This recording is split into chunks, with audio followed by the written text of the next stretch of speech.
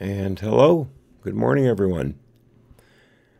I'm Hat, and welcome to AHNC, All Hat No Cattle, your home for up-to-date Doug Collins release testimony.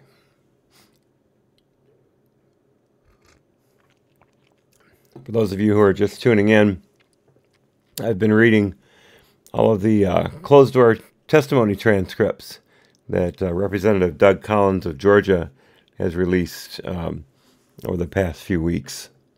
I started out of order with the Lisa Page testimony. I've numbered it correctly, but I actually read her second day's first by mistake. I didn't know she had 2 days at the time.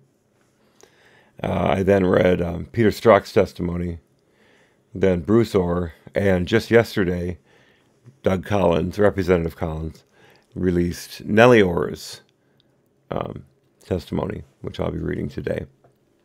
It's not very long, not quite 150 pages. Shouldn't take us much up till, say, 4 o'clock, 5 o'clock tops. What I'd like to do is take the odd small break to stretch our legs, but pretty much push through until lunch. And then around 12:30, I want to take a 15-minute lunch break. Hey, Jason, good morning. Rock and roll, sir. Rock and roll. All right, so my executive producer is standing by to answer all of the naughty questions of the day. I said naughty, not naughty, that I get wrong every time I do a stream. And Jason's in the chat, holding my feet to the fire. Now, as I said during last Bruce Ohr's reading, there are a lot of boilerplate in the beginning of these hearings that they go over, mainly introducing themselves and letting the witness know that they're allowed to consult with counsel and that there is a written transcript being taken, and then also that the federal rules of civil procedure do not apply. And it's basically the federal version of Robert's rules. You know, Mr. Chairman, I'd like to make a motion. All right, there's a motion on the floor, motion seconded, discussion, blah, blah, blah, blah, blah. They don't do that in these hearings.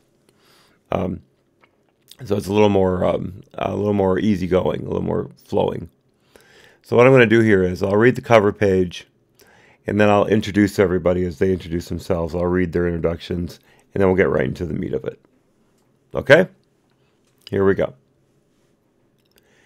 Executive session. And we're off to a flying start. Executive session, Committee on the Judiciary, joint with the Committee on Government Reform and Oversight, U.S. House of Representatives, Washington, D.C. Interview of Nellie Ohr, who is, of course, Bruce Ohr's wife. Bruce Ohr being the Department of Justice official who saw fit to ferry copies and copies of portions of Richard Steele's Trump dossier to the FBI. Inexplicably, since Richard Steele was already talking to the FBI, yet somehow it was like, oh, we need Bruce to help us out here. Well, the only reason they needed Bruce was to amplify a number of people who were referencing the dossier outside of the FBI themselves, so it could appear to be this kind of grassroots overflow of information that people were talking about, that people needed to hear about, as opposed to one guy talking to one agency and giving them crap reporting.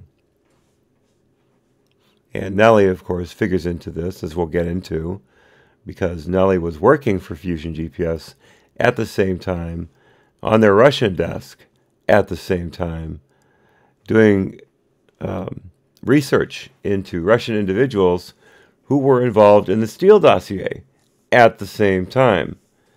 And she actually handed her husband a thumb drive at one point and said, here, you need to take this to the FBI. Nellie's getting paid by Fusion GPS to do this, yet Bruce doesn't see fit to mention to anyone where the documents came from, that his wife is working for Fusion GPS, how much she's making. Those last two have to be included on your federal disclosure forms, financial disclosure forms. And Bruce left those off. No one knows why. So, getting to it. The interview took place on Friday, October 19th, 2018, in Washington, in room 2141 Rayburn House Office Building, commencing at 10:10 a.m. And present were Reps Meadows, Jordan, Radcliffe, Getz, Raskin, and Krishnamurthy. Krishnamurthy. K. There are going to be some names that I'll stumble over, and if it looks like I'm not going to be able to get them right after the first or second try, I'm just going to reduce them to their first letter of the last name. And that was at 9:10 Central when that started, and we're at 9:06 Central right now. So we'll see how well we can follow along with the time hack. So Mr. Summers starts. He's the chairman of the committee. Remember, this was back last year when the Republicans ran the committees, not the Democrats like they do now in the House. Let's read this first part here. This is a transcribed interview of Nellie Ohr. Chairman Goodlatte and Chairman Gowdy requested this interview as a part of... Okay, I'm sorry, Summers is not chairman. My mistake.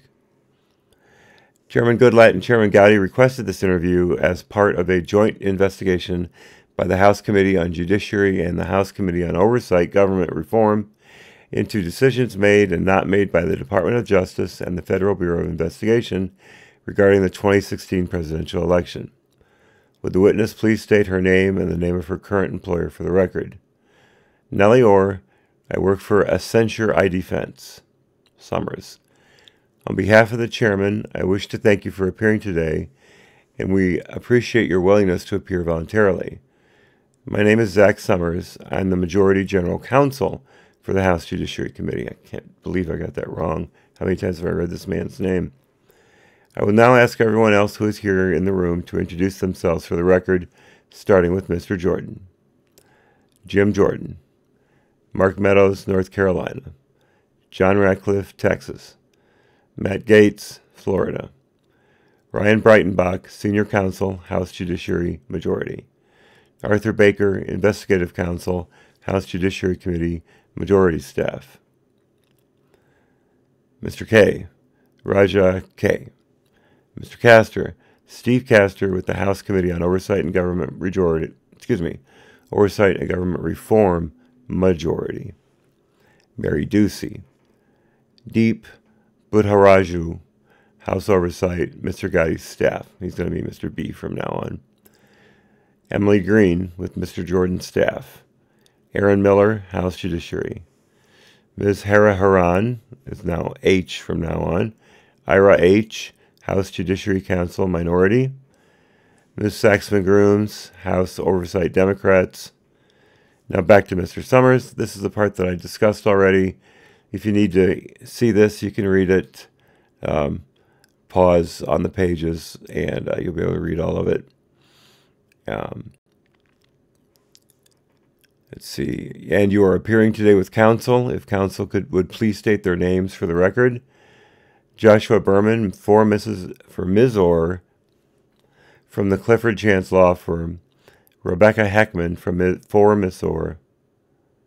That's weird. It says Rebecca Heckman from Ms. Ohr from Clifford Chance. It obviously should be for Ms. Ohr. I normally read this verbatim, but every now and then I'll make him a correction if it's pretty obvious what was going wrong. But you usually hear it verbatim first before I make the correction. Let's see. Answer our questions fully, truthfully. You can tell us if you don't remember or someone helped you remember. You can talk with counsel if you ever directly need to. And you can not lie to us, because even though you're not under oath, you're required by law to answer questions from Congress truthfully. So Summers asks, Ohr, do you understand that? Ms. Ohr says, yes. Summers, this also applies to questions posed by this congressional staff in an interview. Do you understand this? Yes. Witnesses who knowingly provide false testimony could be subject to criminal prosecution for perjury or for making false statements. Do you understand this? Yes. Is there any reason you're unable to provide truthful answers to today's questions? No. Finally, we ask that you not speak about what we discuss in this interview with anyone outside of who is here in the room today in order to preserve the integrity of our investigation. That is the end of my preamble. Do you have any questions before we begin? Mr. Berman, could I take a moment? So the last part you just mentioned, a confidentiality. Does that agreement govern everybody in this room? Summers, it does. Gates. This is Matt Gates, Judiciary member from Florida.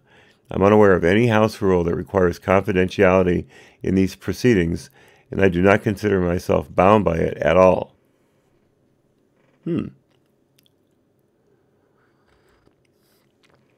Mr. Hiller. And Zach, I think we'd like to point out that information has routinely been leaking from these proceedings, sometimes while the interview is ongoing. I'll note that for the record, it's important to know that. I know during the Intelligence Committee meetings, it was Schiff who was jumping out into the hallway and briefing CNN every chance he got on confidential hearings. This is the first kind of interaction I've seen in any of these transcripts I've read so far about confidentiality. Let's see where this goes. Summers.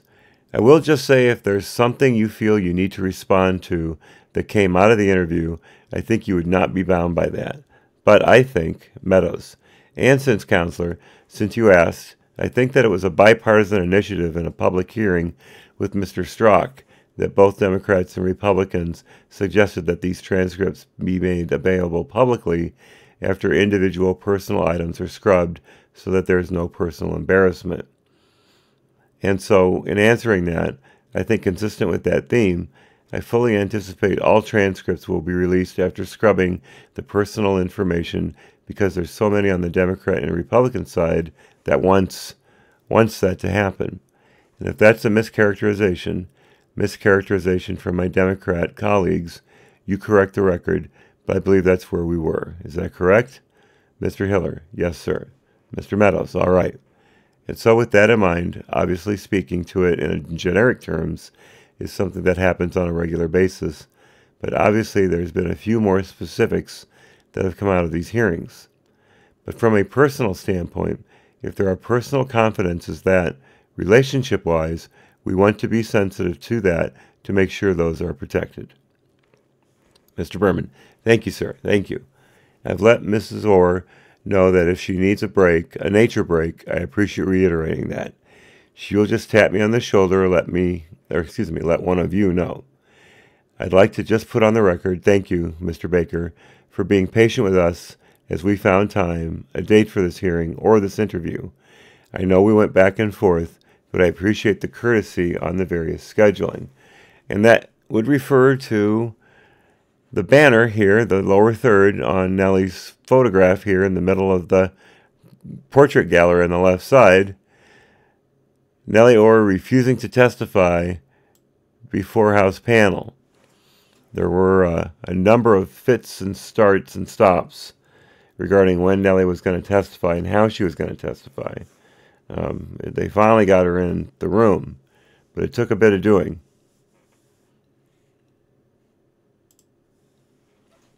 And of course, the winner and the loser of these events. Let me shrink this a little bit. Can I do that? Nope, it's not going to let me do that. Okay. And Berman continues, and thank you for pointing out she's here voluntarily, unlike others who have needed to be subpoenaed, haven't showed. She, from the absolute get-go, has been willing to come in and answer questions, and that's why she's here voluntarily. There was no need, and there will be no need for a subpoena at any point with her.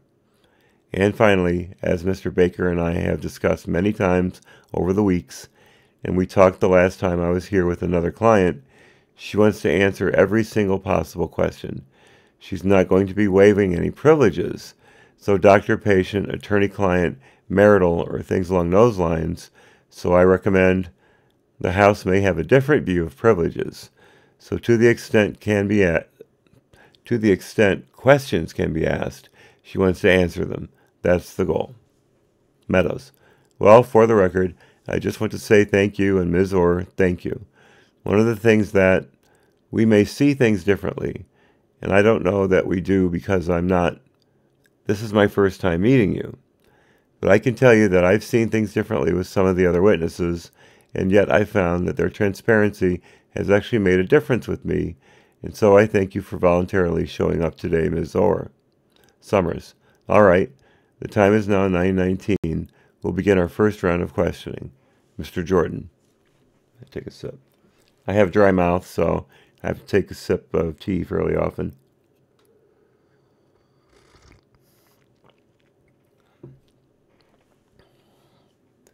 Mr. Jordan. Thank you, Zach. Ms. Ohr, thank you again for being here. I want to ask you, start by asking some things about how you came to work for Fusion GPS, and then get into certain people that you may or may not have had contact with, and what took place in those meetings or conversations. So what were the dates that you worked for Fusion GPS? Or approximately October of 2015, give or take a couple weeks, and into the end of September 2016. And do you recall how much money your compensation for that? It looks like almost a year working for Fusion. Yeah, I was paid $55 an hour, and I worked variable amounts, somewhere around 30 hours a week, and I don't recall the exact total. Note to self, learn to read Russian. Jordan, do you work from your home, or do you work from an office space, or where did you work? From home, from home. Jordan, from home. Or, can you hear me all right? Jordan, I can. Or, okay. Jordan, can you hear me? Or, yes. Jordan, okay. And what did you do? I did online open source research using Russian sources, media, social media, government, business registers, legal databases, all kinds of things. To what end? What was the objective? At what time period are you talking? That year you worked for Fusion? I did a couple of different projects for them. Can you tell me what those projects were? Yeah. The first project, the initial project, had to do with looking into a particular Russian firm that was suspected of being involved in sex trafficking. Can you tell me the name of that firm? Vlad Models. Yeah, I'm sure that was completely above board. Jordan, okay, and what else did you work on? I worked on a project looking into the relationship of Donald Trump with organized crime, a Russian organized crime. Okay, and was that work at all related to the now famous dossier? No. What was it related to then? Walk me through what that work entailed. What it entailed in what sense? Describe what you were doing and what the objective was. Yeah, I would write occasional reports based on the open source research that I described about Donald Trump's relationships with various people in Russia.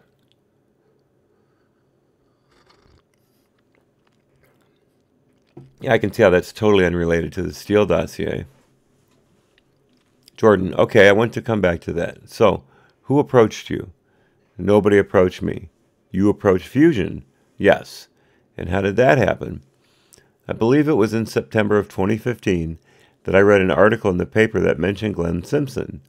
And I remembered because he had been a Wall Street Journal reporter working on things like Russian crime and corruption, so I recognized the name. I was underemployed at that time, and I was looking for opportunities. So you called him up? I sent an email. All right, and then what happened? He said, come in and we'll meet. Okay, and you met, and Then they agreed to have me do some project for them.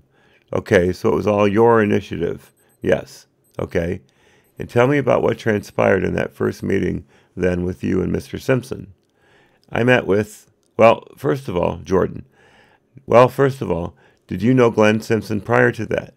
You said you read his name in the press and you knew he worked for the Wall Street Journal, so had you met with him prior? I had been at a conference that he was at. I don't recall directly talking with him at that conference, and I don't know whether he knew who I was other than the fact that I attended that conference. Jordan, okay.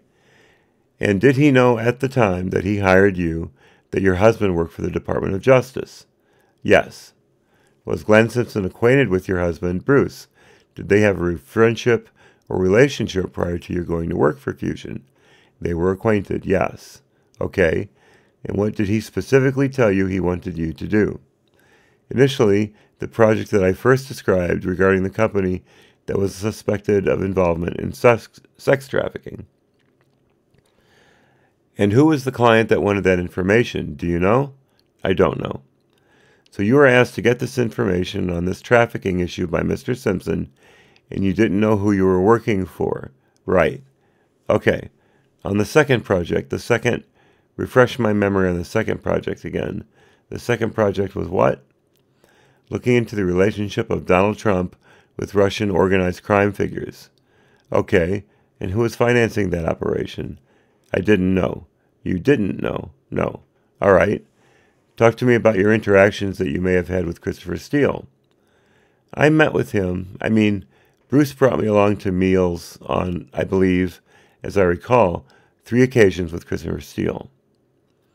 So you had 3 in-person meetings with Mr. Steele. Correct. Do you recall those dates? I know of one, but do you recall the dates of all those meetings? One of them was shortly after his first wife died.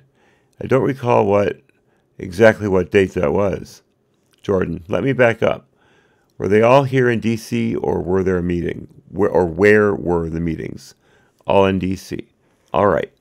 And the first one was, you said, after Mr. Steele's wife had passed. Correct. And you met here in D.C. D.C. Were all these meetings did all these meetings take place at the time you were working for Fusion? No. Okay. So how many of them took place between October 2015 and September 2016? Just the final? Yeah, I think just the final one. I don't remember the date of the second one. Okay. And the final one is what date? Do you know? The final one, July 30, 2016. And that's the one at the Mayflower Hotel? I'm sorry, I didn't hear you. And that's the one at the Mayflower Hotel? That made what? I'm sorry. That's the one that took place at the Mayflower Hotel. I'll speak into the mic. Is that right? Uh-huh. Yes. Okay. Who was at that meeting? Myself, Bruce, Chris Steele, and an associate of Chris Steele. Do you know that individual's name? No, I'm sorry. I don't remember it. So 4 people at the meeting. Right. What did you talk about? His suspicions that the Russian government figures were supporting the candidacy of Donald Trump. Did you get any information at that meeting? Mainly that. No, did they actually physically give you any documents, any electronic communications, anything that at that meeting? Or I don't recall receiving anything. No. Jordan. And what did Mr. Steele say about Mr. then candidate Donald Trump and involvement in Russia and what Russia may be doing? Do you recall what was said?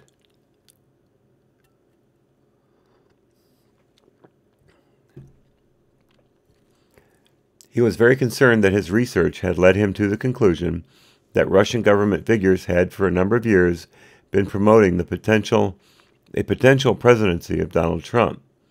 Okay, so was the information given at that meeting, would you say that was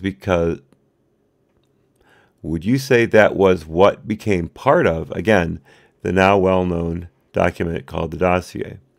When I eventually read the dossier, I recognized that argument in there. Okay, so when did you read the dossier? When it became public? Not before? No. Do you know why Mr. Steele was in town? Why he was in D.C. that particular weekend? I don't. Did you have conversations with your employer, Mr. Simpson, about Christopher Steele in the course of your work for Fusion GPS? Or, after meeting Christopher Steele, we mentioned it to each other that I had had breakfast with him.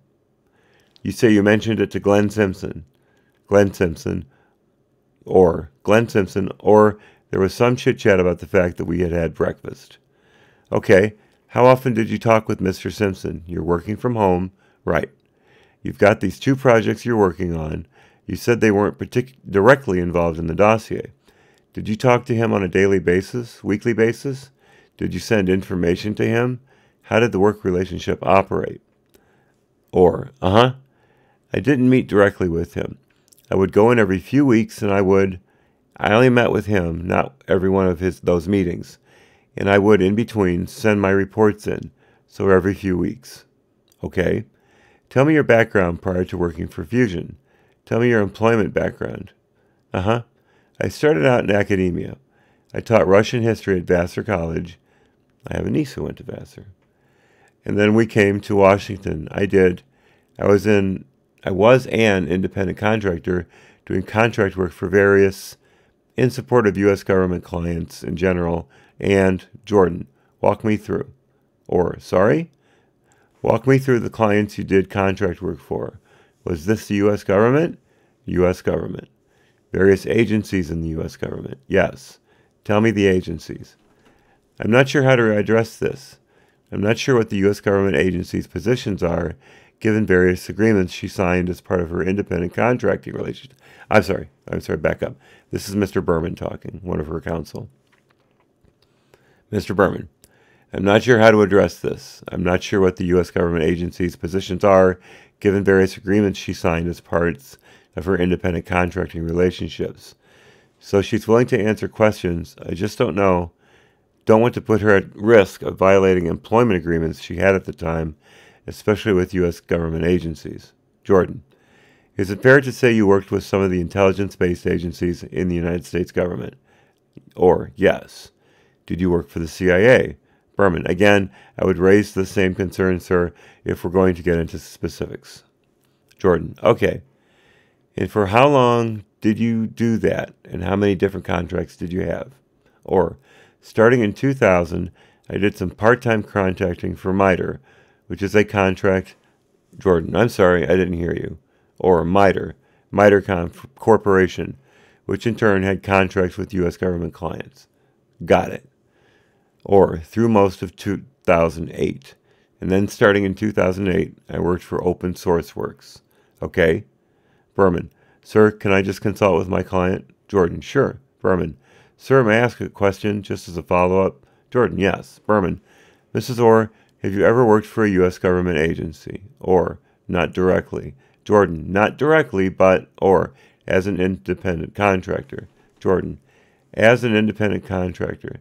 So you were basically a subcontractor for entities who did have contracts with the United States government? Yes. Jordan, yes. But you know that the folks you were contracted to provide work for, that you had a working relationship for, you know, that they were working for various intelligence-based agencies in the U.S. government. Yes. Got it. All right. Meadows. So I have one follow-up. Have you ever submitted a resume that would list any of those agencies on that resume? Or, no. Meadows. So no resume that would indicate that you did work for those agencies on a resume.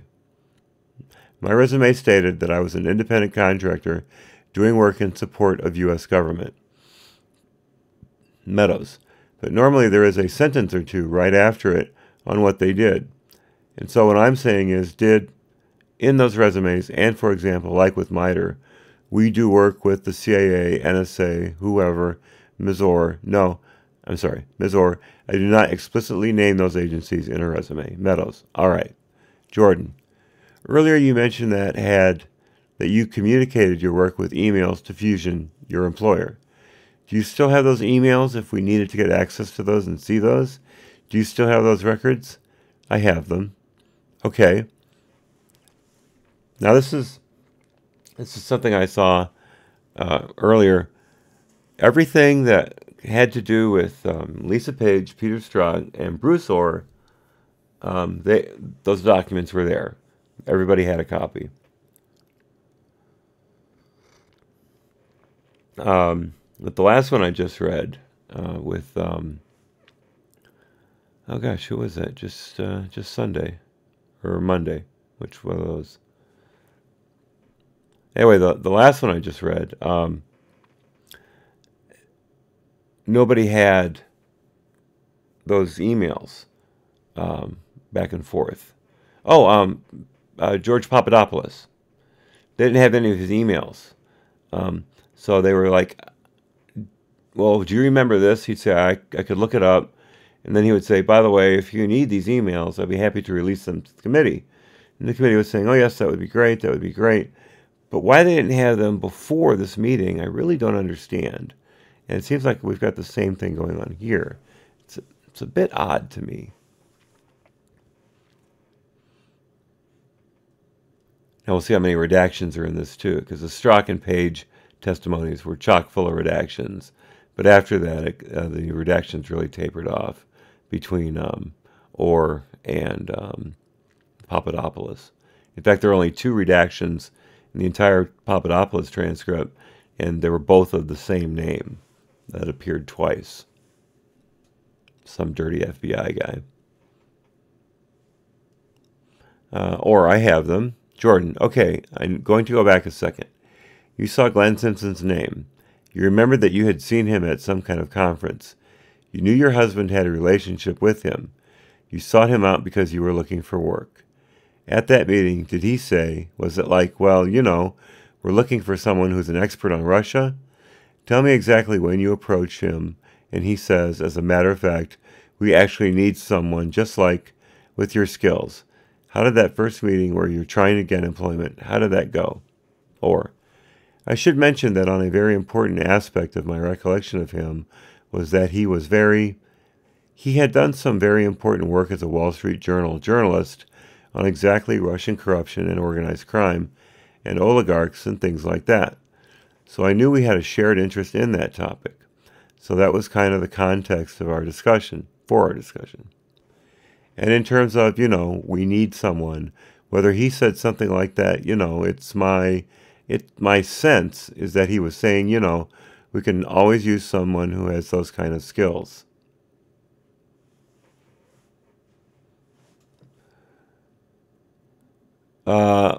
Picasso knows it could be because George and Nellie didn't work directly for the federal government.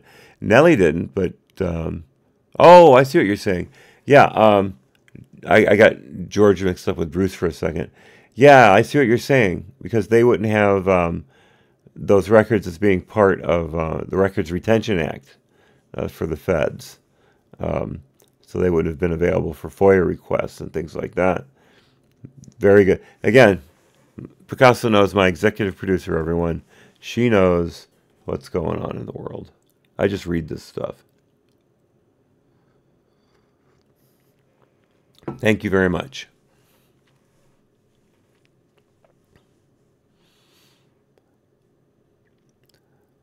So, Ms. Ohr, journalist, organized crime, oligarchs, and things like that. So I knew we had a shared interest in that topic. So that was kind of the context for our discussion. And in terms of, you know, we need someone, whether he said something like that, you know, it's my sense that he was saying, you know, we can always use someone who has those kinds of skills.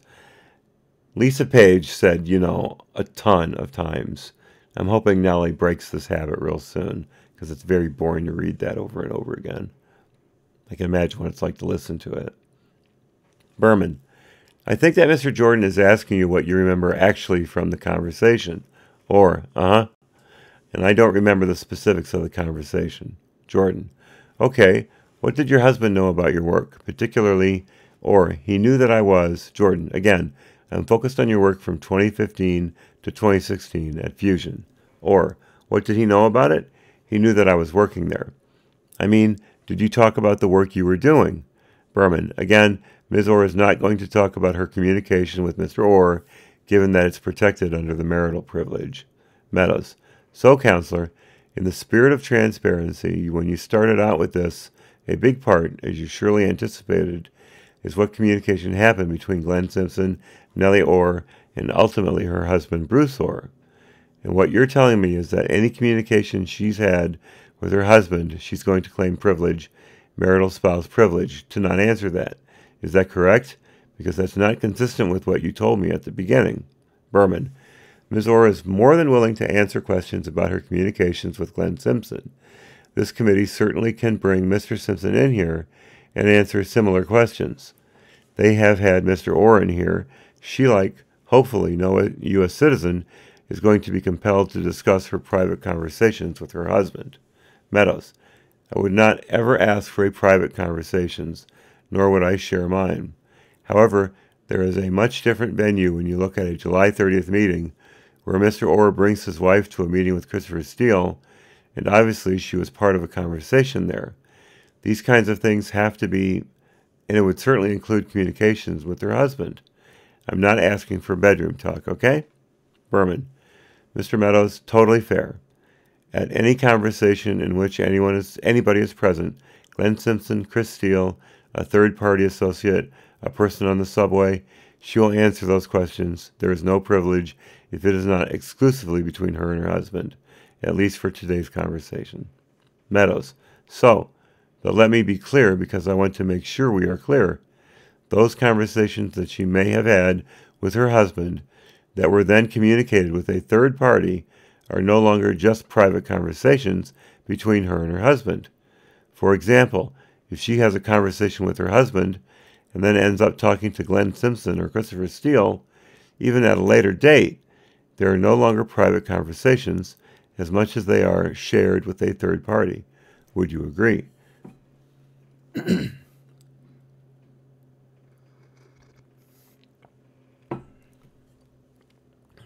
Mr. Berman.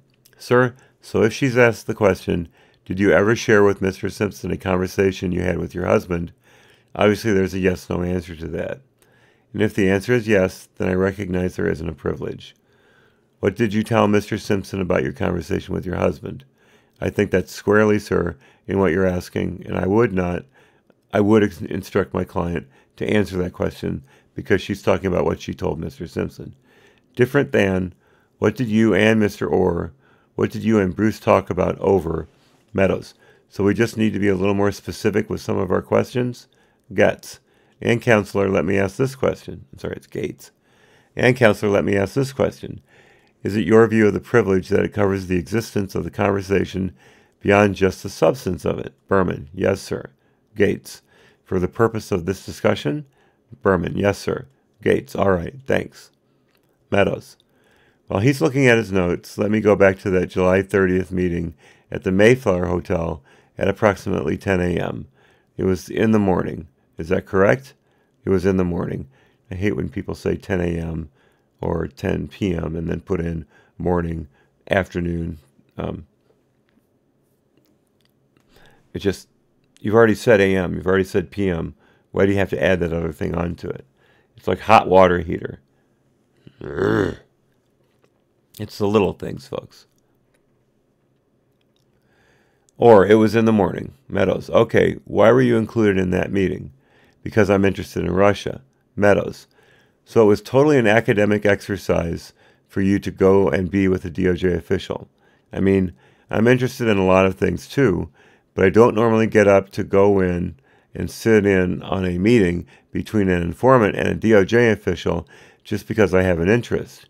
So you're saying it was totally academic? You were just interested in Russia?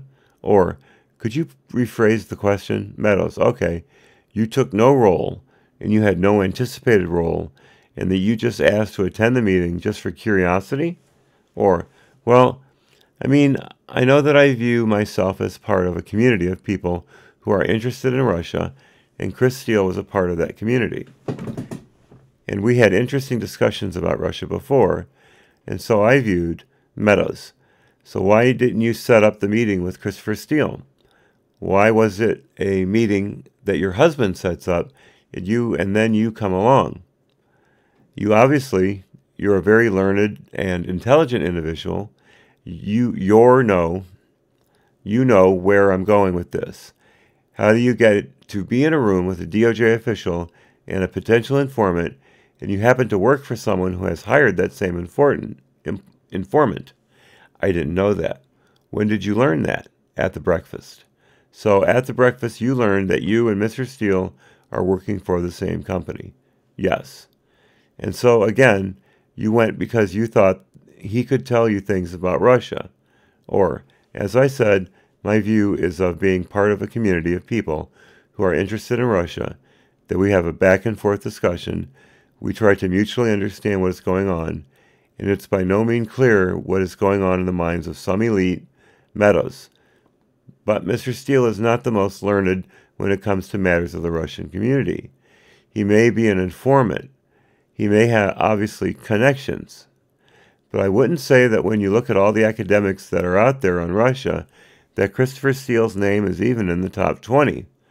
So why all of a sudden was there this interest in meeting with Christopher Steele on that particular day? Or, all I can do is repeat what I've said. Meadows. So did you take part in the conversation letting him know about the open source work that you were doing with Fusion? I don't recall specifically what I said to him, Meadows. I didn't ask specifically. I said generally, did you talk about your work with Fusion GPS? Or, I don't recall telling him the content of what I was researching, but I'm not sure about that. The fact that I was doing work for GPS, clearly he was aware of that. Jordan, so he knew that before the meeting. You said you didn't know he was working for your employer. I'm sorry, the syntax is throwing me sometime. You said you didn't know he was working for your employer when you got to the meeting, but did Christopher Steele?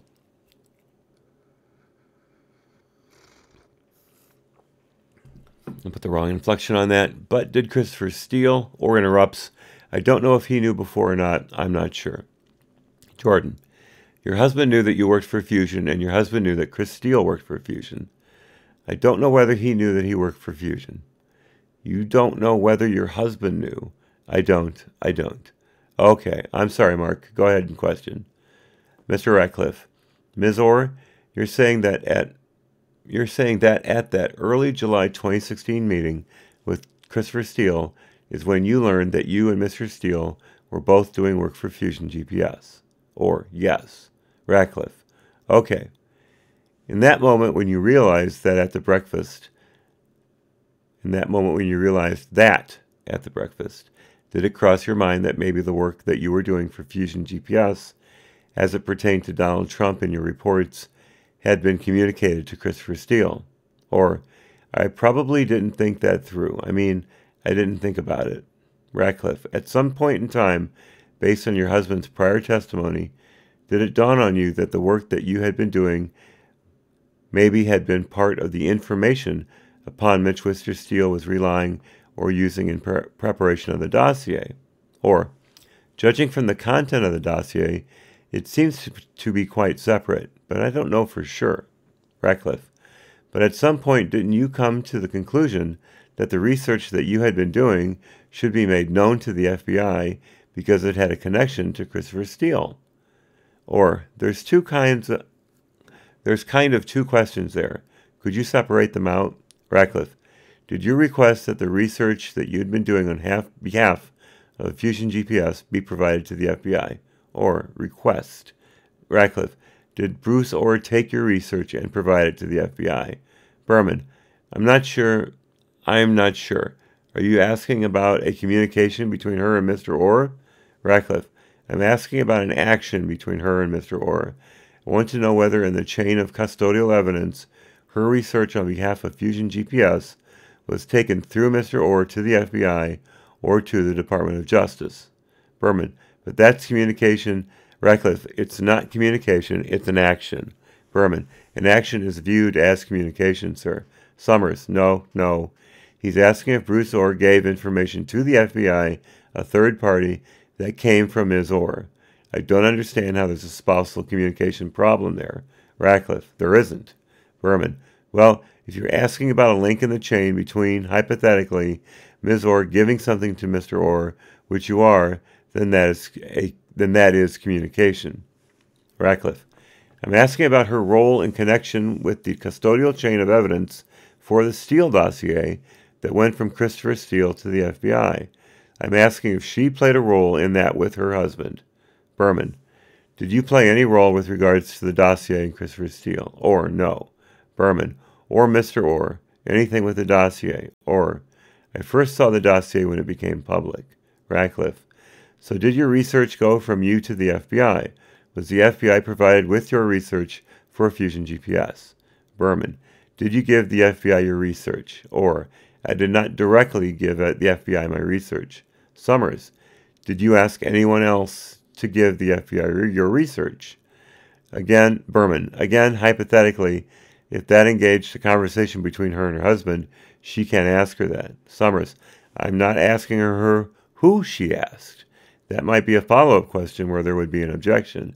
But the basic question, did you ask anyone to give the FBI your research, doesn't necessarily call for a spousal communication. I asked a follow-up. It may. Berman, fair enough. I'm going to instruct her not to answer that question. Breitenbach, so let me ask it a different way. Are you aware that your research was provided to the FBI? Or, I'm not aware of whether it was provided to the FBI. Oh, wow. Oh, wow. Nellie. Come on now. She's a cagey one.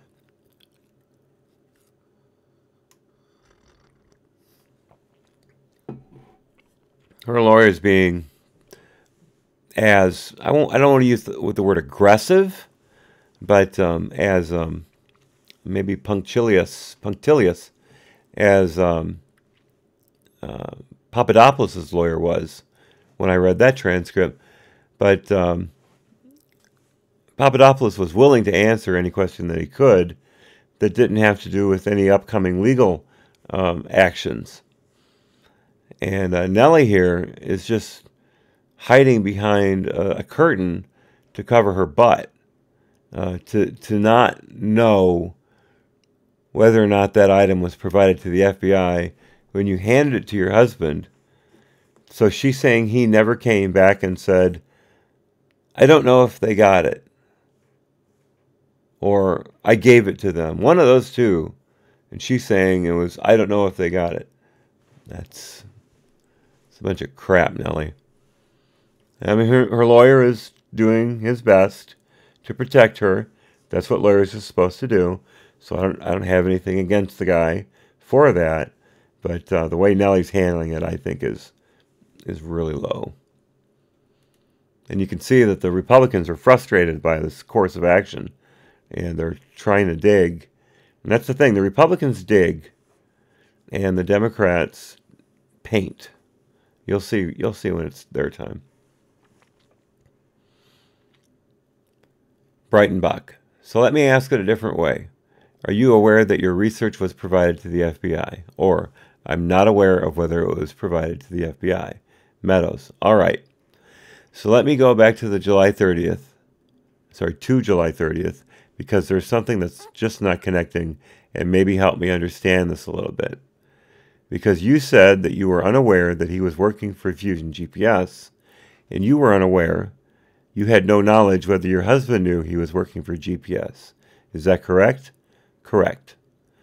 So when he mentioned that he was working for Fusion GPS, did you have this unbelievable aha moment? Oh my goodness, you're working for the same firm as I am? Help me understand that. Or, yeah, more or less. Meadows. Okay. Did your husband have an aha moment? I don't recall. What do you mean you don't recall? I was having my own aha moment, so I wasn't watching his. Well, here's the whole thing, Ms. Ohr. And again, I appreciate you being here voluntarily, but there are key questions, and the premise of how you're characterizing the conversation with other testimony that we have is a little inconsistent, and so I want to give you a chance to really clarify where you are, because I'm not trying to trap you. I'm honestly just trying to get to the truth. Or, Meadows. It is our understanding that your husband knew of both connections, yours and Mr. Steele. Sorry about that. Let's see. Yours and Mr. Steele to Fusion GPS. Meadows continuing. And there would be an aha moment where your husband would say, hold on, just a minute, you're working for the same firm as my wife. I believe you would have recalled that. Did that happen? Not in my recollection, but as I said, I was having my own aha moment. Meadows, all right. So the context of that conversation, you said it was basically more about your interest in Russia. Obviously, the conversation didn't stay there because the conversation focused a great deal on Carter Page at that point. Is that correct? Or, I don't recall. I don't recall whether it was or not. Do you recall Carter Page's name coming up? There's a lot about that I don't recall. I had been doing research on my own, so if there was something he said, Meadows, so as an academic, here is my concern. As an academic, you're paid for your ability to recall. Uh-huh. That's what professors get paid for. Uh-huh. And what you're saying is here that, is that here in this particular situation, you can't recall whether Carter Page's name was brought up. As I was saying, there were, a number of things discussed, but I had been doing things in my own research. As if something chimed with that I had been independently finding through my own open source research, then it didn't stick in my memory. It didn't jump out. Berman, were you present for the entire breakfast? Or no? Berman, was there a time where you walked away from the table to go to the bathroom? Or yes? Meadows, Counselor, I would ask you, if you're going to coach her, here is the problem. We've got sworn, well, it's not sworn, we have transcribed interviews that would indicate that Carter Page and many of his associates met with different people, that was the topic, a main topic of the conversation at your breakfast meeting, and we got that from your husband. So would that surprise you to know that there were multiple conversations that morning about Carter Page that you cannot recall? Yeah, Jason, I noticed that too. You're paid for your ability to recall. Yeah, that was a pretty good dig. You don't get a lot past the Republicans on these committees, I'll tell you. Jordan and Meadows, especially, are two really, really sharp cookies. But Breitenbach and Summers, all these guys, they really have their heads above water. But that was a good catch. Good catch. As Meadows, I'll finish up what Meadows said one more time. So would that surprise you to know that there were multiple conversations that morning about Carter Page that you cannot recall? Or, it would not surprise me if he was discussed. Meadows, okay. Ratcliffe, I want to try to clarify one point I had asked you earlier. Your husband testified under oath that you, quote, provided me with a memory stick that included research she, meaning you, had done for Fusion GPS on various Russian figures. And the reason she provided me that information to me is, my understanding was, it related to the FBI's Russia investigation, and she gave me that stick to give to the FBI, end quote. Do you have any reason to question the veracity of your husband's testimony under oath? I do not. Thank you. Jordan, that was the same thing I was going to... Let me go back 1 second. Who did you give your information to at Fusion? Did you report directly to Glenn Simpson or someone else? I reported to someone else. Who was that individual? Jake Berkowitz. Excuse me? Jake Berkowitz. Okay, thank you. Did you, in the course of your work at Fusion, did you ever interact or talk with anyone in the press about your work? No. Did you ever communicate with anyone at the Perkins Coie law firm? No. Anyone associated with the Clinton campaign or the Democrat National Committee? No. All right. I'm going to switch here. If you want to stay on the July 30 meeting, I have a few more there, but go ahead. Meadows. So going back, and since it's the only meeting that you recall having with Mr. Steele, and that's why we keep coming back to that date, and obviously you're aware from reports that the investigation was opened up on Mr. Trump the following day, or subsequently, more recently I learned of this. Meadows, right. So you're characterizing this conversation as being a Russian intellectual conversation, and yet your husband's notes would indicate that you and Mr. Steele And I guess this fourth person, who was the fourth person? I don't recall that person's Meadows, male or female, or male, Meadows, male. Where were they from? Or, if I recall correctly, he had a British accent, so I'm guessing he was from the UK. Meadows.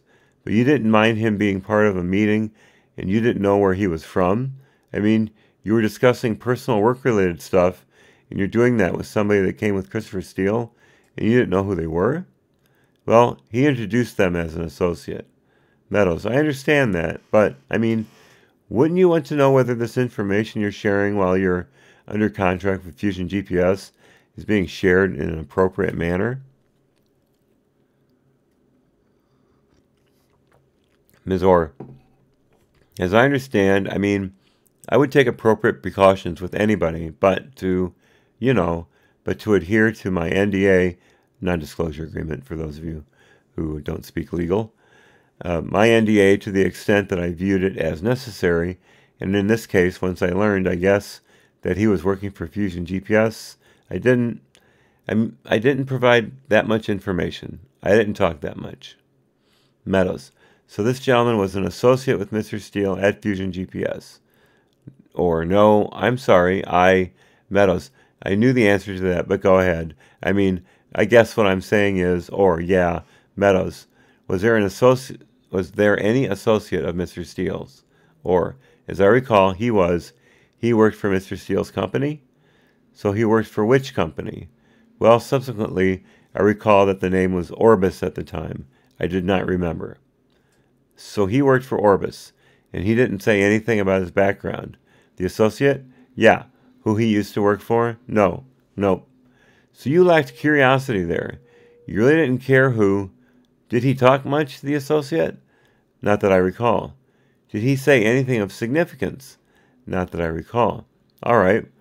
In your husband's notes, it talked that you had extensive conversations about Donald Trump, candidate Donald Trump at that point. Did you recall that? We had conversations about him. As I said, I left partway through the conversation. Well, just for a bathroom break is what your counselor said. So you left through the conversation and you came back. How long was the total conversation? I don't recall how long it was. How long were you absent? How long did you go to the, well, I don't want to ask that. How long were you absent from the conversation? Delicate Meadows, very delicate. Or, well, I then went elsewhere. Meadows, so you're saying the meeting went on after you? Or, yes. Meadows, after you left. Why did you excuse yourself? Or, I understood that they wanted to talk. Talk about what? I don't know. So you excuse yourself and you're not sure what they wanted to talk about. I assumed it was a continuation of the conversation, that it was not my place to be there. So do you recall when they talked about having Trump over the barrel? No. So did you say anything derogatory about Mr. Trump in that meeting? I don't recall.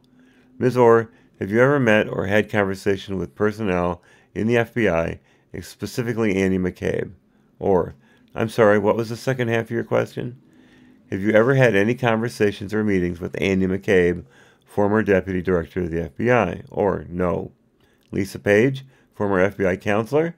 I met her, but before she was at the FBI. Okay. And did you have conversations with her during the time period you worked at Fusion regarding the work you were doing or any work that is Fusion was doing? Again, that's verbatim. Or, no. Jordan, how about Peter Strzok? Or, no. Did you know about some of the other, were you kept abreast of other work that Fusion may have been engaged in, like the other clients they had, other work they were doing? What do you mean by kept abreast of? Did you know some of the other projects that Fusion GPS and Mr. Simpson were working on? I was aware of another project. Can you tell me what that project was? It had to do with, now the name of the company escapes me, it was Veselnitskaya, the lawyer who was involved in a case. Yeah. Did you say Veselnitskaya? That was the name of the lawyer. Yeah, I'm familiar with her, but talk to me more. I just knew that he was working on it.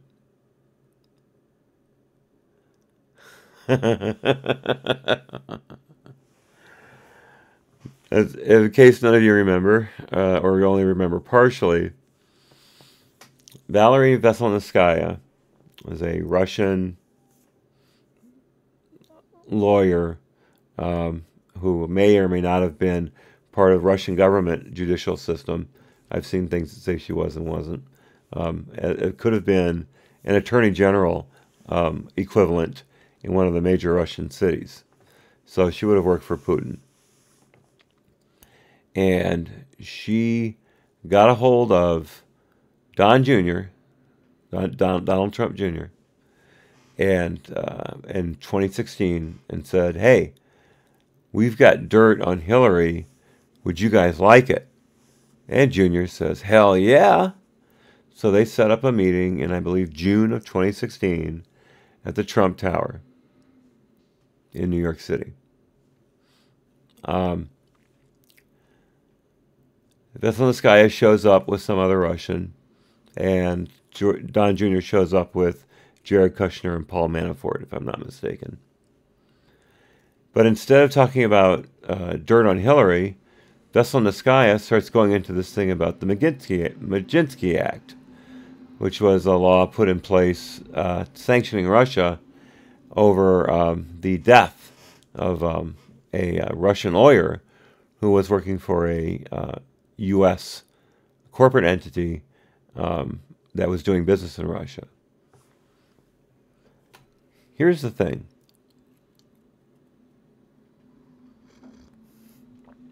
Before that meeting and after that meeting, directly before and after, Veselnitskaya met with Glenn Simpson from Fusion GPS. Every indication is that they were running her.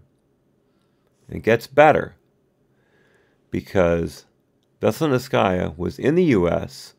on a special visa approved by Loretta Lynch.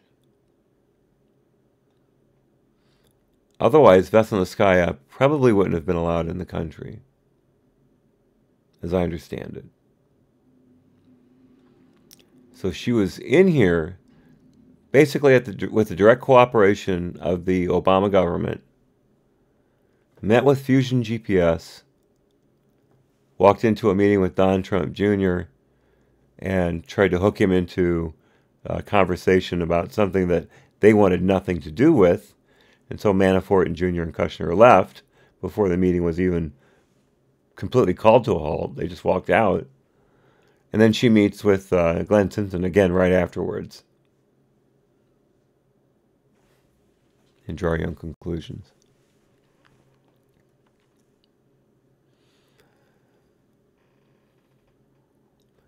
Back up a little bit.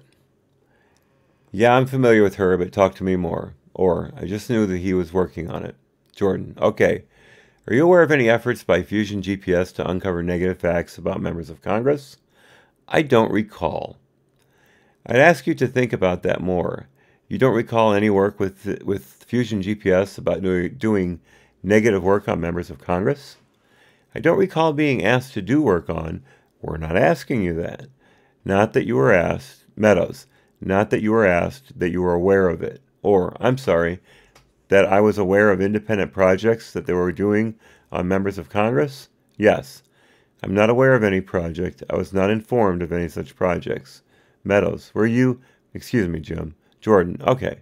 Meadows, it's critical, and if you want to confer with your counselor, you need to do that. Berman, you're encouraging a moment. I understand the question, I believe. Ms. Ohr, Discussion off the record. Mr. Berman, thank you, sir. Or, can you repeat the question? Berman, I think the question is, and if I rephrase it inappropriately, please tell me. Are you aware of any work that Fusion GPS was doing, whether or not you worked on it, whether or not you were asked about it, having to do with members of Congress? Jordan, yes. Or, no, I'm not. What about congressional staff? No, I don't think so. Jordan, specific the name Jason Foster. What was that last part? Jason Foster. Jason Foster. No, I'm not aware of. Jordan, Mr. Ratcliffe. Mr. Ratcliffe. So, Ms. Ohr, one of the concerns had to do with the connection between, obviously, you being seen as the go-between between Fusion GPS and your husband, Mr. Ohr, Bruce Ohr, and by go-between, either directly or indirectly, communicating information or transferring information. I'm so sorry about the noise outside. I think it's a street sweeper or a work truck. Oh, it's garbage day. It's a work truck. It's garbage day. I recognize the brakes. Loud brakes, as you can tell. Back up. Jordan recognizes Mr. Ratcliffe. Mr. Ratcliffe, so, Ms. Ohr, one of the concerns had to do with the connection between, obviously, you being seen as the go-between between Fusion GPS and your husband, Mr. Ohr, Bruce Ohr, and by go-between, either directly or indirectly, communicating information or transferring information. How many times did a communication, either directly or indirectly, either from your husband to Mr. Simpson, or from Mr. Simpson through you to your husband, occur? Or, wouldn't that involve my communications with my husband? Berman, did Mr. Simpson ever ask you to pass anything along to your husband? Berman, is that? Meadows, that's part of it, sure. Berman, break it down so we'll avoid the marital thing. Or, okay, he sent an email saying, call me, and I assumed it was for, this is Ohr talking. Meadows, we have a copy of that. Obviously, we're talking about something more substantial than that. Berman, did Mr. Simpson ever ask you to pass along anything to your husband? Or, no. Meadows, did Mr. Simpson ever expect you to do that? Or, not that I'm aware, no.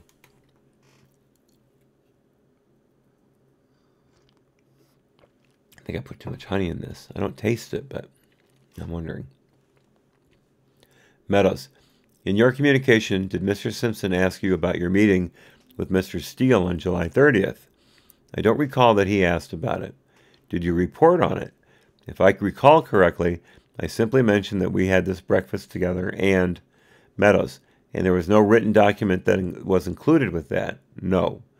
Were you aware that your husband was having multiple conversations with your boss? Or, what time period are you talking about? Meadows, from November of 2016, it would actually be prior to the November election, that he had conversations with your boss. Were you aware of that?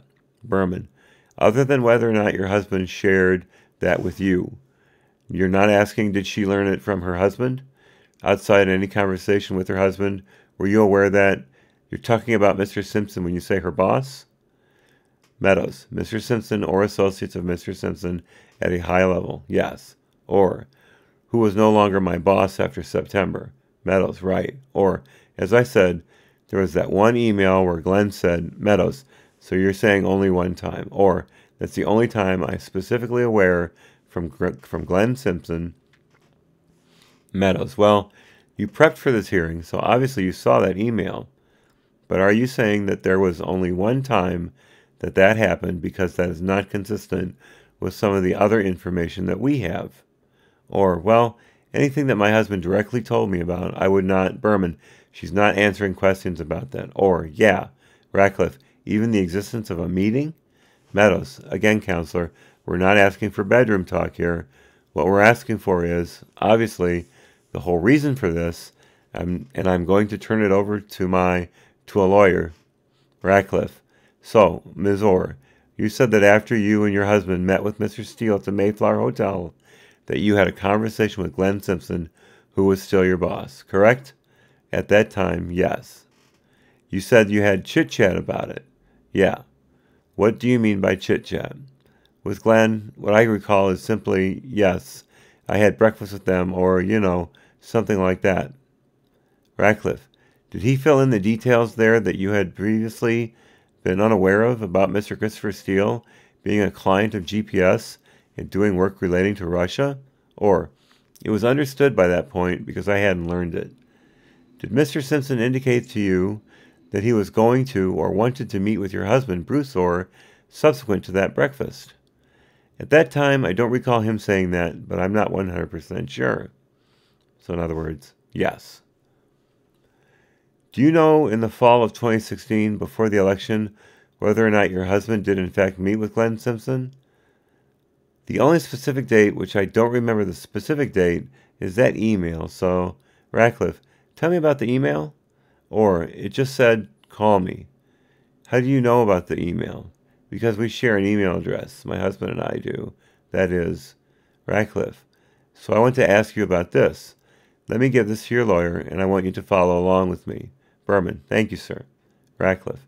Glenn Simpson testified under oath before the House Intelligence Committee. Berman. Sir, that's what we're looking at. Mr. Simpson's testimony? Ratcliffe. It is an excerpt from Glenn Simpson's public available testimony before the House Intelligence Committee. Now chaired by Adam Schiff, previously chaired by Devin Nunes, the hero of the Intelligence Committee. On page 78, he was asked a question. You never heard from anyone in the U.S. government in relation to these matters, either the FBI or the Department of Justice. His answer, after the election, I mean during the election, no. Read along with me if you would. Or, Ratcliffe, what did you hear after and from whom and when? His answer, I was asked to provide some information to the Justice Department. Question, by whom and when? Answer, it was a prosecutor named Bruce Ohr who was following up. You know, I can't remember when. It was sometime after Thanksgiving, I think. And then on the following page, again halfway down, the top of the paragraph, Mr. Simpson again clarifies under oath. The context of this was that it was after the election. All right. Have you been able to review that testimony? I'm sorry, what was the question? Were you able to review that testimony? Yes, thank you. Does testimony appear to be accurate to you? Are you aware of facts which indicate that Glenn Simpson did hear from members of either the FBI or the Justice Department before the election of 2016? Whatever meetings he had with my husband, I don't recall the dates. All right, just stop for just a second. Glenn Simpson, some people are fairly sure, if not absolutely positive, lied during his testimony to Congress. And there have been quite a few rumblings about bringing him back in. Simpson has stated unequivocally that if they bring him back in, he will plead the Fifth continuously. So right now there's some discussion as to whether or not he will be brought in. Personally, I think what's going to happen is there's going to be a special prosecutor appointed to look into the whole beginning of the Crossfire Hurricane, beginning of the Mueller investigation / prosecution. I mean that in the non-legal sense. Prosecution of the Mueller investigation. If that's the case, there will be a grand jury impaneled. And Glenn Simpson will be hauled in front of that grand jury, and they're going to get to the bottom of this. That's how I see it. Just a prediction, worth nothing. Thought I'd throw it out there.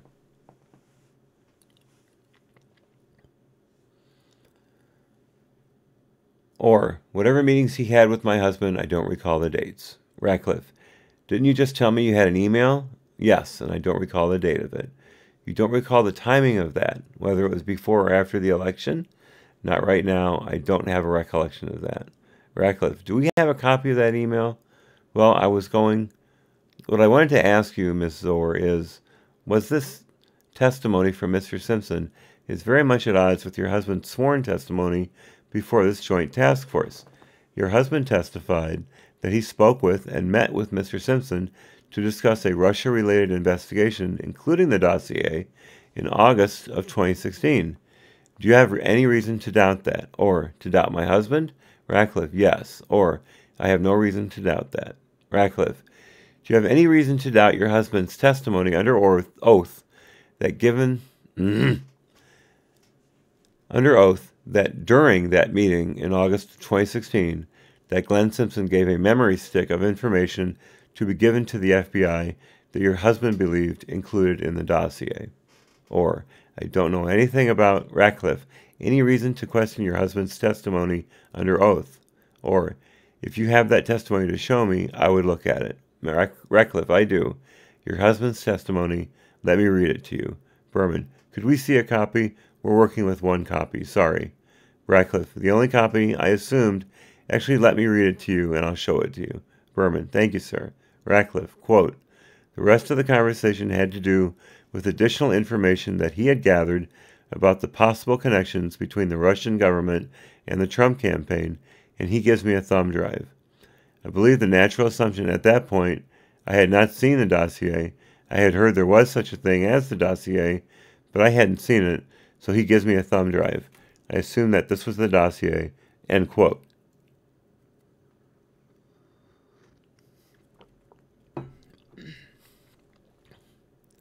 Ms. Ohr, who is that referring to? He. Ratcliffe, that's your husband referring to Glenn Simpson. Berman, what is the time frame? I don't have the transcript, so I don't know when Mr. Ohr. I don't have my notes either. Ratcliffe, it was his testimony that you and I were both present for before the subcommittee. Berman, oh, no. I understand when he said that. I understood when he said that. And you keep saying he was under oath. I can't remember that part.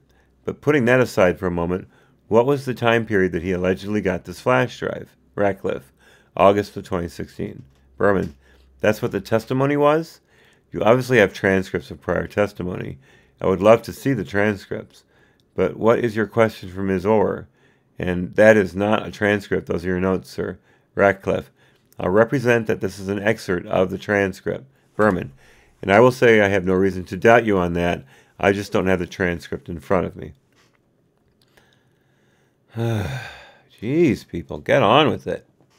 Ratcliffe, I guess my point, if you take me at my word, Counselor, and Ms. Ohr, there seems to be a clear contradiction in testimony under oath between what your husband said under oath and what Glenn Simpson said under oath before congressional investigators. I'm trying to find out who is telling the truth. Can you shed any light on who is telling the truth? Or, I can't. Ratcliffe, okay. Jordan, I want to go back where Mr. Meadows was just a few minutes ago and go into the other directions. Go in the other direction.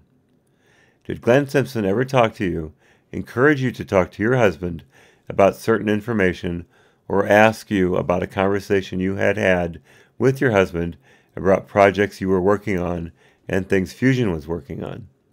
Or did he... Can you repeat the question, please? Jordan. She does that a lot. Did Glenn Simpson ever ask you or talk to you about the work that your husband was doing? No. How about Mr. Steele? Did he ever talk to you about work that your husband was doing at DOJ? Did Mr. Steele talk? No. I never spoke independently with Mr. Steele except at that breakfast. Okay, so they took a break, and they came back at 11:10. So we're a few minutes behind right now. Mr. Jordan, are you aware of the fact that after each and every conversation or meeting that your husband, Bruce, had with Mr. Steele, that he would then go to the FBI and talk to the FBI about those conversations? Were you aware of that fact? Or, I subsequently learned that. Jordan, and when did you learn that? Or, I don't recall when. Jordan, did Glenn Meadows, so you were unaware of that when it was happening? Or, I mean, I knew that he was close to the FBI, so I would not be surprised. Jordan, did Mr. Simpson ever ask you to talk with anyone at the FBI? I'm sorry, could you repeat the question? For the 10th time. Well, Jordan, did Glenn Simpson ever ask you to meet with anyone at the FBI? No. And Jason, she just said she thinks that her husband could be a liar. What is happening? She is so shady, like really shady. Oh yeah. Well, I mean, think about it. She knows Christopher Steele, I'm sure more than she's letting on, because she and Steele are, her and Steele are basically working on this. No, she and Steele are basically working on the same thing. Sorry about that. Anyway, and they're working for the same people. So the odds of her not knowing what Steele was doing and vice versa are minuscule. She gives her husband a flash drive to take to the FBI. Glenn Simpson and Steele give Ohr, or her husband, Bruce, flash drives to take to the FBI. You know, there's an obvious, substantial connection there, and she knows it, and she's trying to weasel her way out of answering these questions, and her lawyer's doing a very good job of helping her out, which, again, that's his job, so whatever. But all this I don't recall. If you remember the Benghazi hearings at all, what was the one thing that Hillary said over and over again? I'm sorry, Senator, I don't recall. Over and over. And that's what we're getting here. I don't recall. Now, George Papadopoulos would say, to the best of my recollection. But he rarely ever said, I don't recall. He was giving out as much information as he could to the Republicans and to the Democrats because he was there to clear his name. And he wanted to do everything he could to give out the information required to do so. Nellie here is fighting for her life. So therefore, she's going to bite, scratch, and claw her way out of answering any of the questions that she finds uncomfortable. And I will admit, she's doing a pretty good job.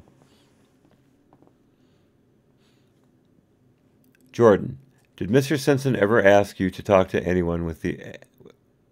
with anyone at the FBI? Or, I'm sorry, could you repeat the question? Oh, it was Whitewater, Picasso knows? Wow. Whitewater. Could have sworn that was Benghazi. Weird. Once again, folks, my executive producer stepping up to the plate and correcting me when I'm sure I'm right and I'm wrong. And as people like to say about the left fairly often, the left is often incorrect, but never in doubt. Or often wrong, but never in doubt. And that's me. Ah, also Benghazi. Okay, all right. Not wrong, just incomplete. Thank you, Picasso knows. My executive producer, for reasons above and beyond the call of duty. Mr. Jordan, did Glenn Simpson ever ask you to meet with anyone at the FBI? Or no? Jordan, did anyone accompany your husband when he met with the FBI to convey fusion information? Or, I don't know, and I'm not. The two parts of your question are assuming that he did, and I would say that I do not know that. Jordan, well, we know that he did. Or, okay, Jordan, he's testified to that. And just to be clear, you never went with your husband when he spoke with anyone at the FBI. Or, no. Jordan, and you've never attended any meetings at the FBI? No. Or with the FBI, I should say. Okay, or no. Meadows, let me do one real quick follow-up. The email that you've obviously reviewed or you recall, so I don't know if you've reviewed it, we're getting you a copy of this where actually Glenn Simpson calls in, you respond, and you share an email, and you say, Glenn wants you to call, and you basically say, this is for you. You send it to your husband, and it says, this is for you, as I recall it. How would you know that Glenn Simpson calling in was for your husband and not for you? Or, that's a good question. I guess because I was having regular meetings with, actually the time period, I'm not sure what the time period was. So if it was after I ended work with him, there would be no reason. So, can you hear the tap dancing? Can you hear it? Because it's coming through my headphones pretty loudly. Mr. Meadows, but even after, so assuming that you had ended your official response, or, yeah, Meadows, why previous employer sends you an email, says give me a call, and you automatically assume it's your husband. Why would you do that? Or, because I was very busy on a new job. Meadows, no. Oh, so that's the reason you were very busy on other jobs, so you told your husband that I assume it's for you because you're so busy, because you couldn't call him back, because that doesn't seem to line up, Ms. Ohr. Meadows and Jordan especially do not let stuff get by them. Or, Well, my work for them was done, so, but you get an email that says, or, yeah, Meadows, please call me. And you say, this must be for you, referring to your husband. How would you know that? Or, because I couldn't think of a reason that he would need me to talk to him because I had finished working for him. So do you recall the email? Excuse me, what was that question? And that's, please rephrase the question. That's a good question. Those are two very famous, I don't know the answer to this without lying, so I'm going to have to buy time so I can think of something. Oh, field flower. Yes, that's a very good question. Nellie is seen to be one of the people who was feeding the Steele dossier to the FBI through her husband while working for Fusion GPS, the same people as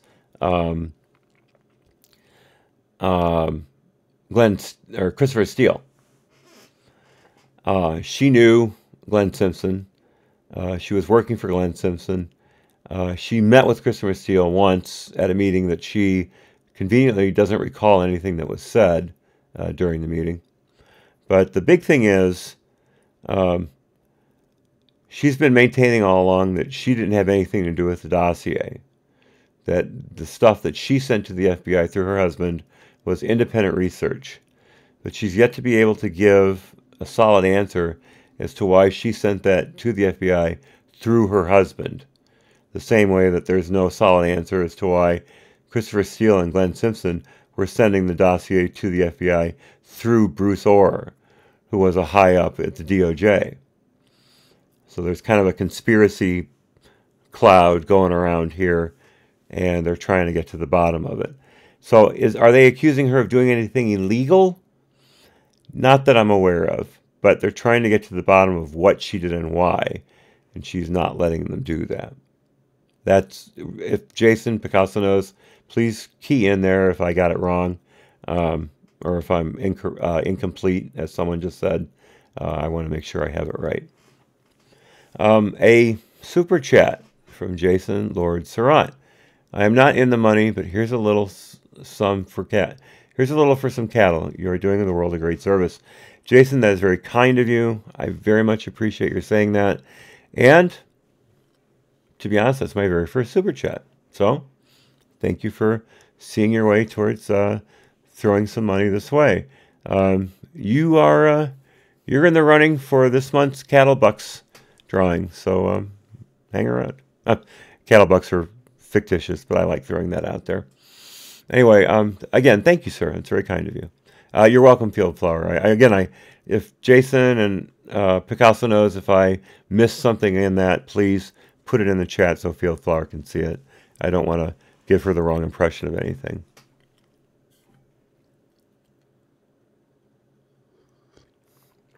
And if I hadn't said so already, Field Flower, thanks for being able to make it. I appreciate it.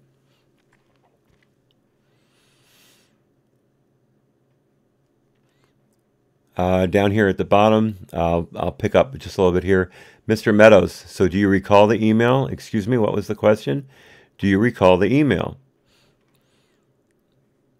I do recall the email. When was that email? I don't recall the date, but it was after you were terminated.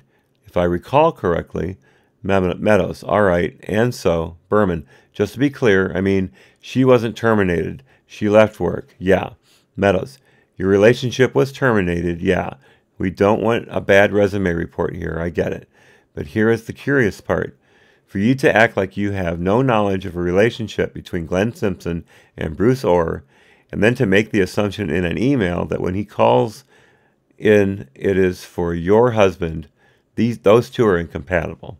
Or, I didn't say no knowledge that a relationship existed, because when we met with Chris Steele, he said Glenn knows that I'm here, so clearly they, Meadows. Well, Berman, can I speak with the witness for a second, sir? Meadows, yeah.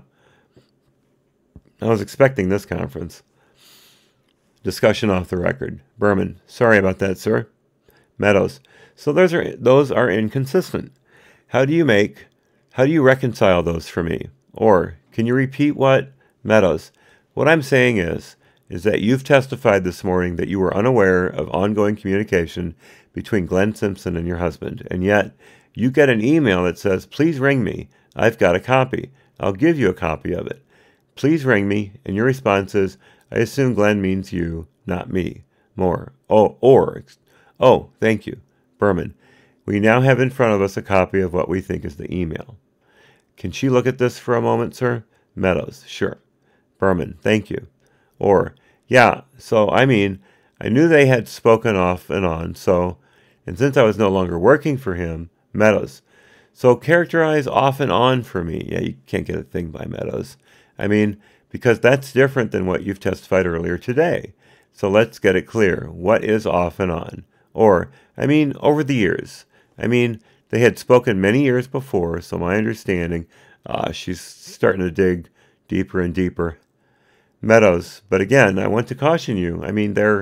If they've spoken over the years, Ms. Ohr, and you get an email, and you were the one that had just previously worked for Mr. Simpson, and for you to suggest that, it must be for you, that those two are not consistent, that line of reasoning is not consistent. If they're having regular conversation, it would be consistent, and that's what I'm trying to get at. Were you aware that they were having regular conversations? Yes or no? I'm sorry. We're having regular communication. Yes or no? Ms. Ohr. Glenn had just, as you can see from this email, had just forwarded an article. Meadows. From Think Progress? Or, yeah. Meadows. But it was Russia related. So how, and you're a Russian scholar, so how would you know that it is not for you instead of for him? Or, I just remember that, when this article arrived, Bruce showed it to me, and so I just sort of assumed that he had taken note of it. So I filed away as a Meadows. So let me get this straight. Bruce shows you the article that Glenn Simpson gave him about NRA connections with the Trump campaign from Think Progress. And that on the same thread, you see that and you automatically assume he's calling for that?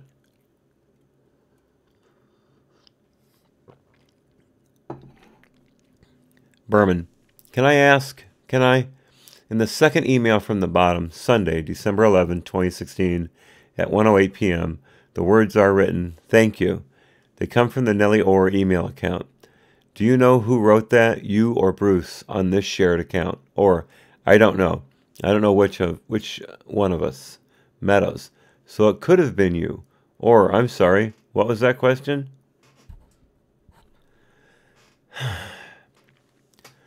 Meadows. So it could have been you. It could have been me. So you could have been exchanging back and forth with the Think Progress article. It could have been.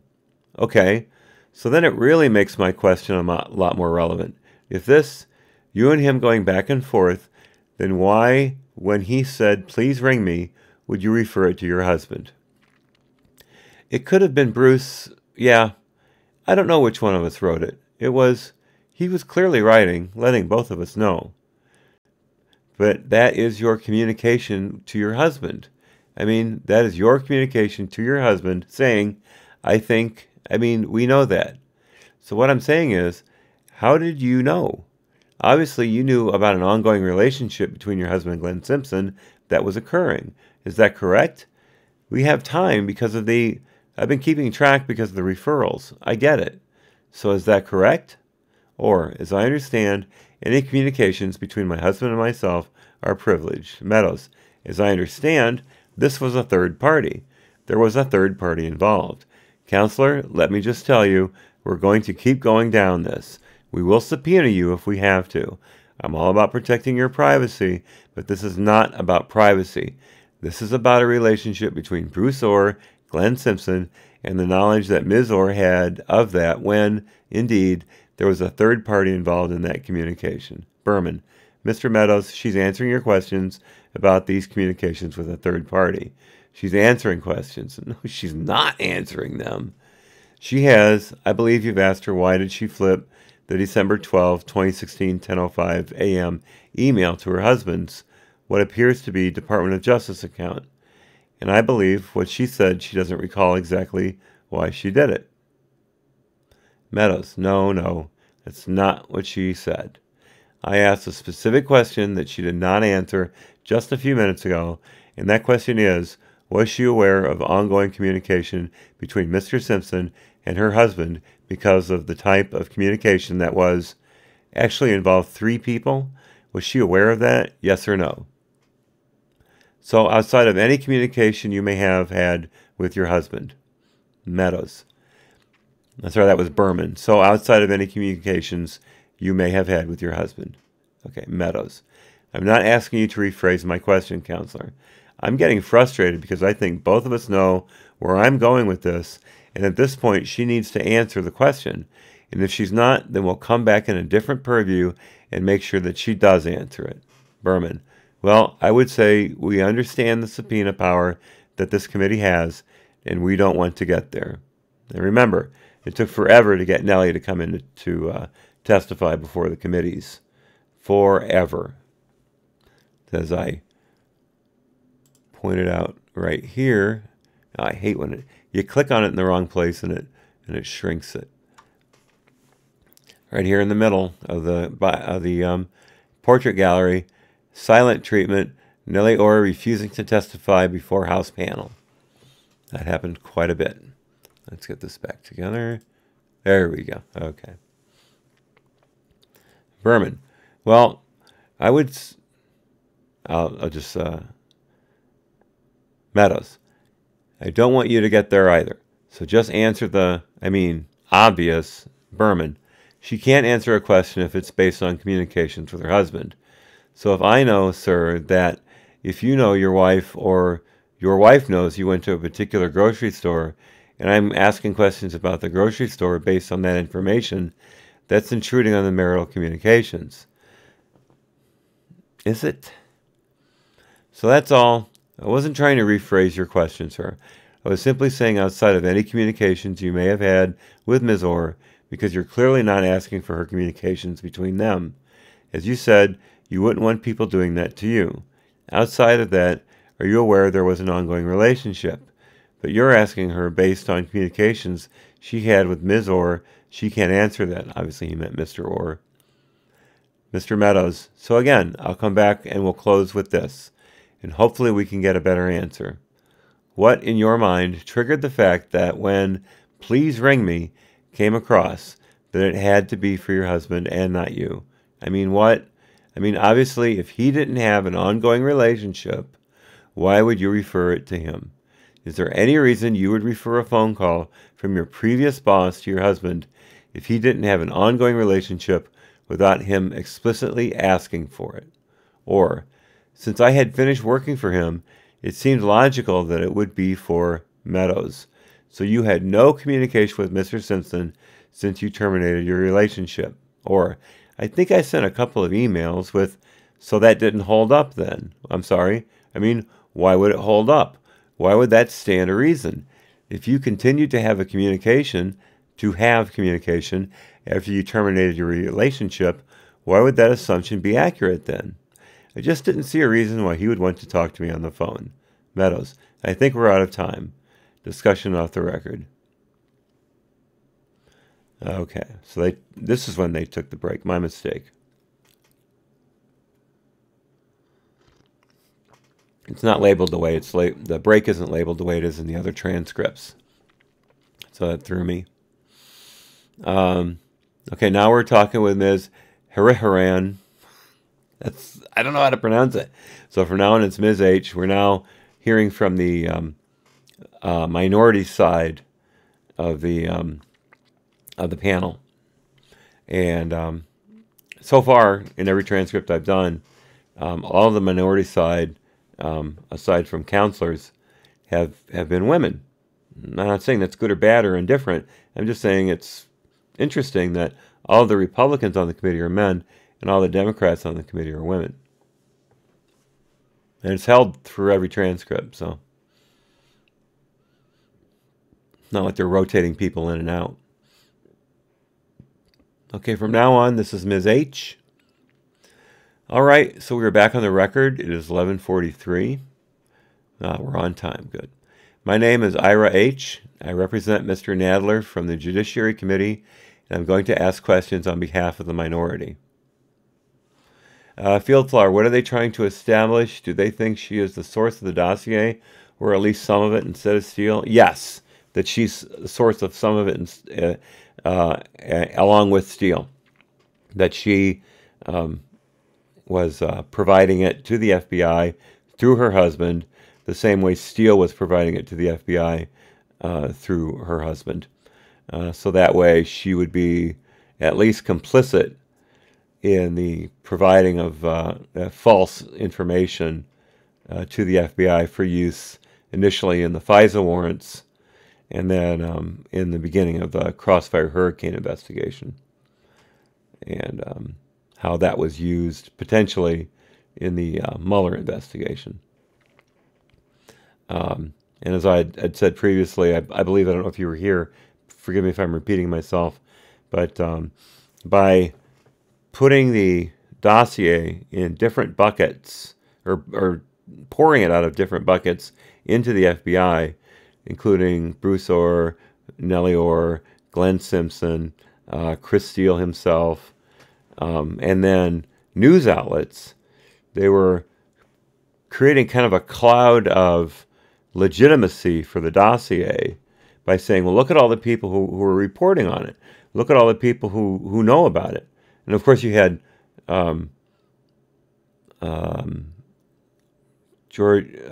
Sergei, I can't remember, Sellier from McCain's campaign, who released the dossier through the McCain campaign, or the McCain Senate office, excuse me, to the media.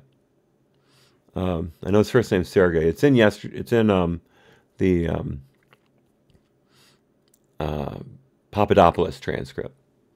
But so all these people releasing the dossier to various people through various means. It's like, well, not all these people know about it, so it's got to be legitimate, because we're not just getting it from one person, when in fact it was the same thing, just being handed off to different people.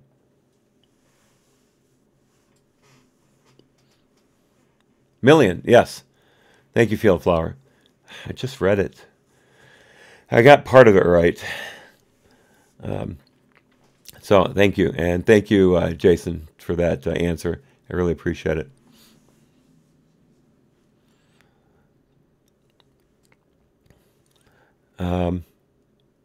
Okay, so Ms. H introduces herself. I just want to quickly state for the record, the transcript for Bruce Ohr does not represent that the memory stick was submitted in August. In fact, this is on page 85, or whenever you have the chance to review it. In fact, it represents that Bruce Ohr's meetings with the FBI started in around November of 2016, according to the 302s. And that's generally speaking when he started submitting that information in terms of the various memory sticks.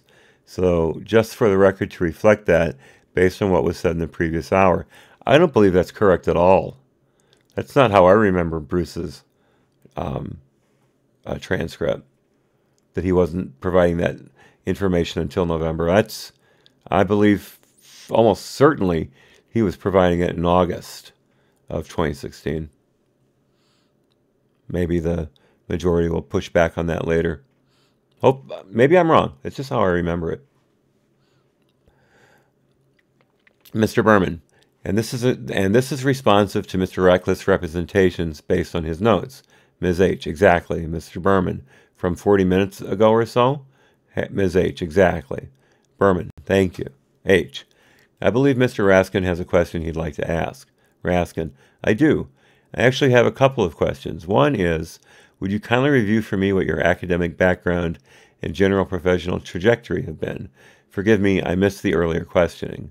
Or, yes, I have a degree in Russian history and literature from Harvard, and I have a PhD in Russian history from Stanford. And I was in academia for a number of years, and then moved to D.C. and was an independent contractor doing work mostly in support of various U.S. government clients.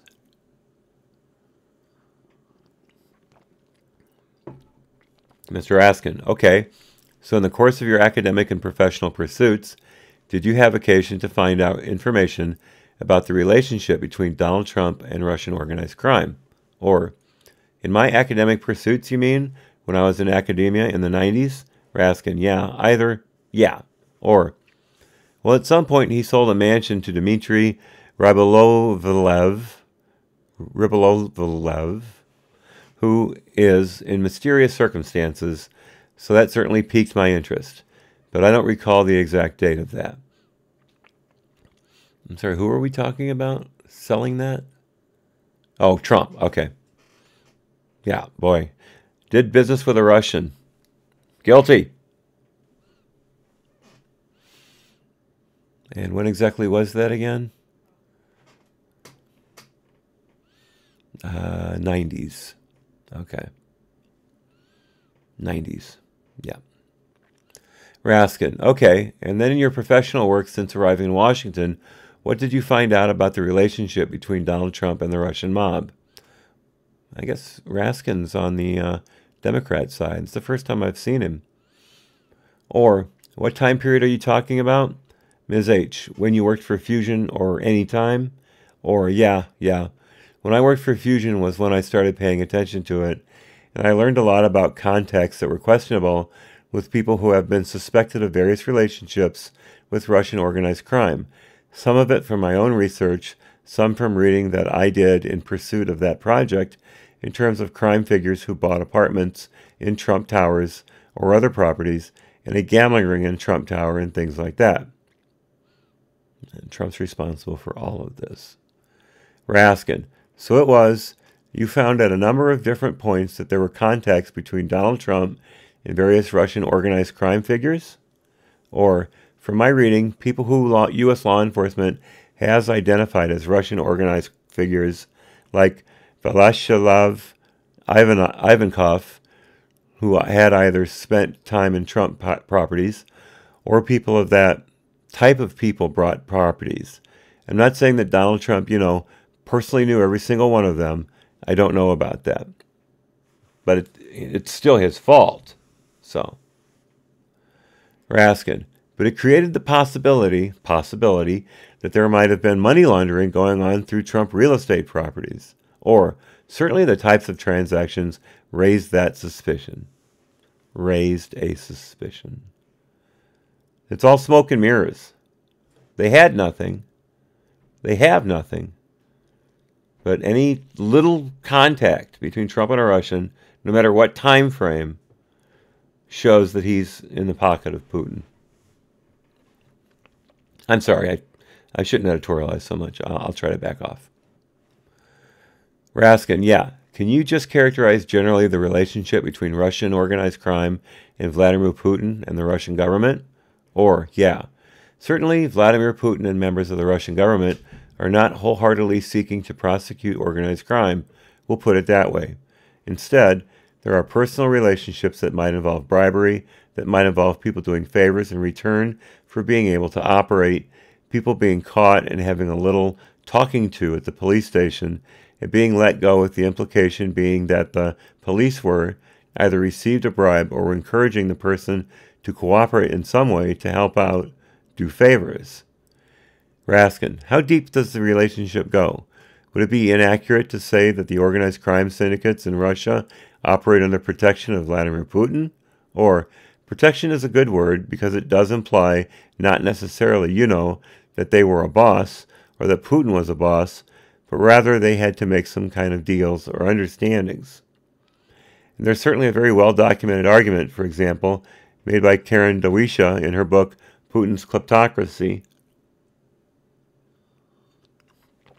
for, in the 1990s, some pretty well-documented evidence of Putin being sort of a go-between with the local St. Petersburg organized crime group, and then involvement with various dealings that appeared to be sort of robbing the Russian treasury in various jobs that Putin held and that people around him held. Mr. Krishnan Murthy, from now on Mr. K. Good morning. Raskin, thank you very much, Ms. Ohr. Or, thank you. Mr. K, good morning.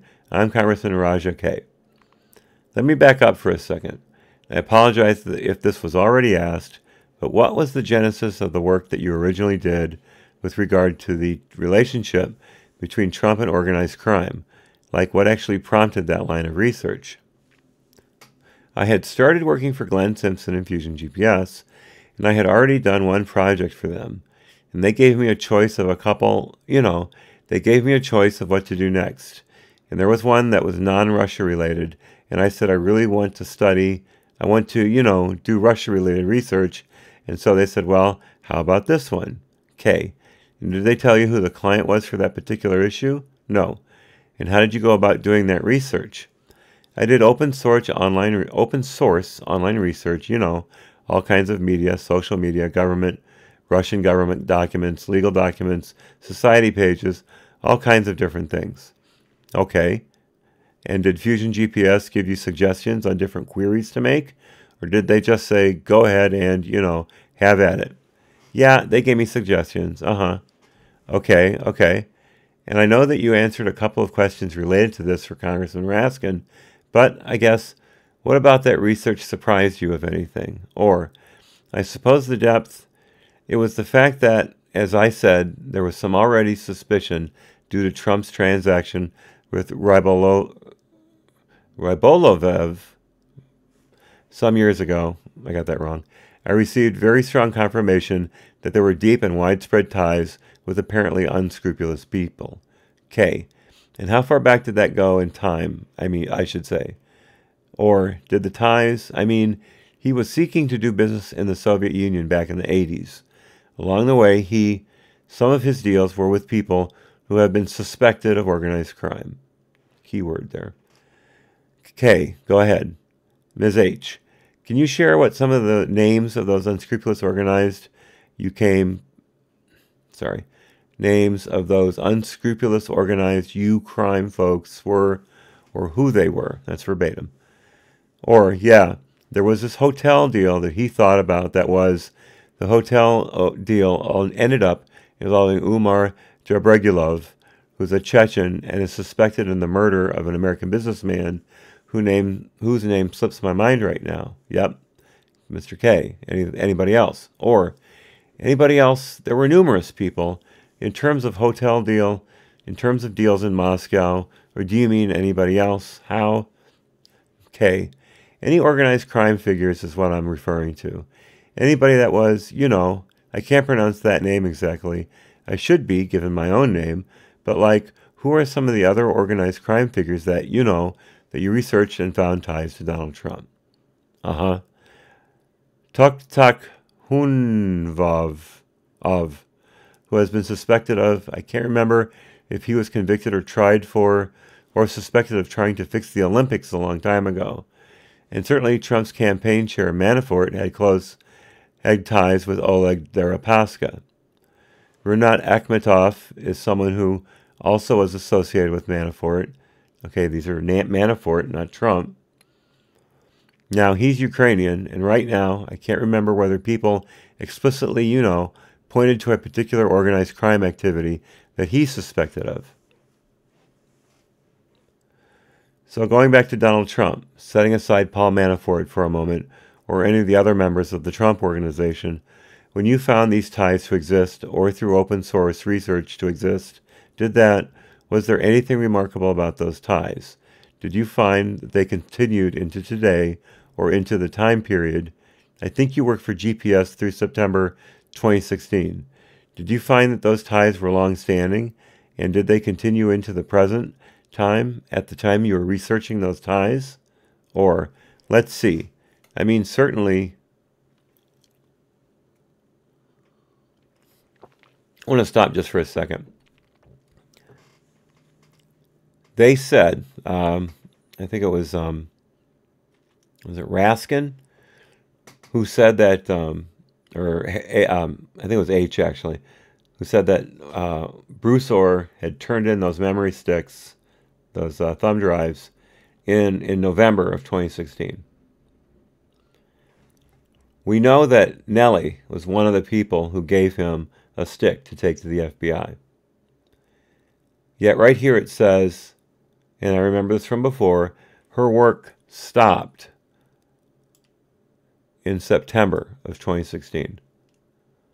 Why would she give him a memory stick 2 months after she stopped working for Fusion GPS? Continuing. Ms. Ohr, let's see. I mean, certainly for example, the Miss Universe pageant, that was a few years before that. I think Mr. T attended, was in the VIP gallery, if I remember correctly, suggesting there was some acquaintance or tie. In terms of more recently than that, I mean, I can't name any specific transactions or anything like that come to my mind right now. So nothing since the 90s or early 2000s. Great. Mr. K, okay. And these particular ties that Donald Trump had to these groups or these individuals, have you done similar research before about any other Americans with ties to organized crime in Russia? What I'm trying to get at is, did you develop a kind of expertise in this particular area that you would be able to tell, like, what's just a photo opportunity between two people versus, looking at something bigger than that? Or, good question, yes. I certainly followed Russian organized crime figures for a number of years. In terms of Americans' associations with them, probably would be limited to what's in the press. I'm not, at the moment, my recollection, I don't recall doing any deep research on any of those, but I may misremember. Great answer. Mr. K, got it. Now, the research that you ended up doing on these ties between Donald Trump and these organized crime figures, what did you do with that? What did I do with my research? I wrote it up in reports and emailed them to Fusion GPS. Okay, and do you know what happened with them after that? Some of the material appeared in the press. I don't know what their relationship is with the press. Glenn Simpson was a Wall Street Journal reporter. You'd think they might have had some direct relationship with the press. Ms. Ohr, give me a break. Mr. K, okay. Do you want to take the next line? Examination continues by Ms. H. Quickly, just going back to the scope of your research, you mentioned it was mostly open source and it was what you found online. So you were not involved in reviewing classified or highly sensitive materials? No. And to go back to the Congressman's point with regards to your reports, were you at any point told that your research was going to support anti-Trump clients? I don't know if I was told that. I suppose along the way I assumed that it was somebody who didn't want Trump to, So you were never told this is for the DNC? No, as I recall. Okay. At any point prior to the 2016 election, were you asked to provide research on Russian election interference? At any point prior to what? To November 2016. Was I asked to provide information? I believe I was, and I just didn't have time to really get in depth with it, so I relied mainly on what's in the press. Sorry, was your question election interference? Yeah.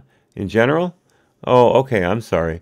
I thought you were talking about the DNC hack. It wasn't a hack, it was a theft. Oh, no, I'm sorry. Just the Russian involvement in general. In general. Yeah.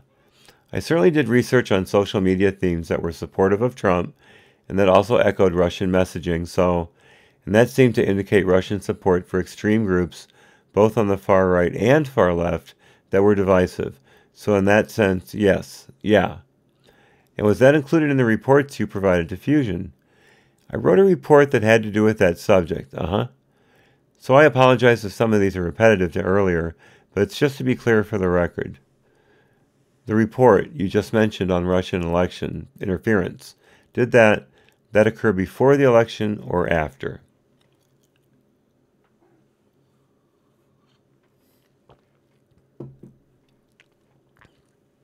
All my reports are before the election. Before the election. Okay. So I want to walk through what has come up before, and that is the Steele dossier. So on Tuesday, the president tweeted this Tuesday, "Is it really possible that Bruce Ohr, whose wife Nellie was paid by Simpson and Fusion GPS for work," he wrote GPS Fusion, "for work done on the fake dossier and who was used as a pawn in this whole scam witch hunt, is still working for the Department of Justice? Can this really be so?" There's a lot of question marks in there. "Did you work with Christopher Steele at all as part of your contract for Fusion GPS?" No. "Did you work with Christopher Steele to develop what is now called the Steele dossier?" No. It doesn't matter if she worked with Steele. She was working with Glenn Simpson. and Steele was working with Glenn Simpson. In fact, they were both working for Glenn Simpson. That's the question.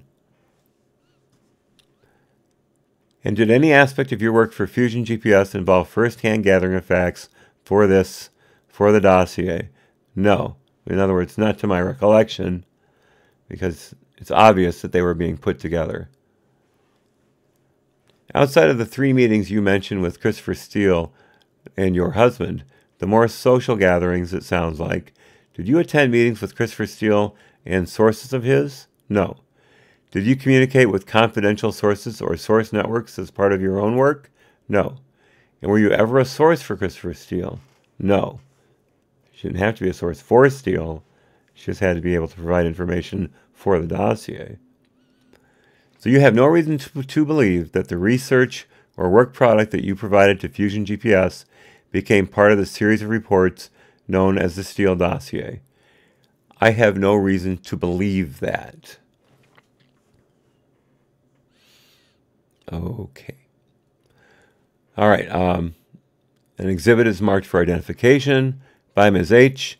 So I'm going to introduce as, I guess, Exhibit 1, because I don't know if they introduced theirs as exhibits.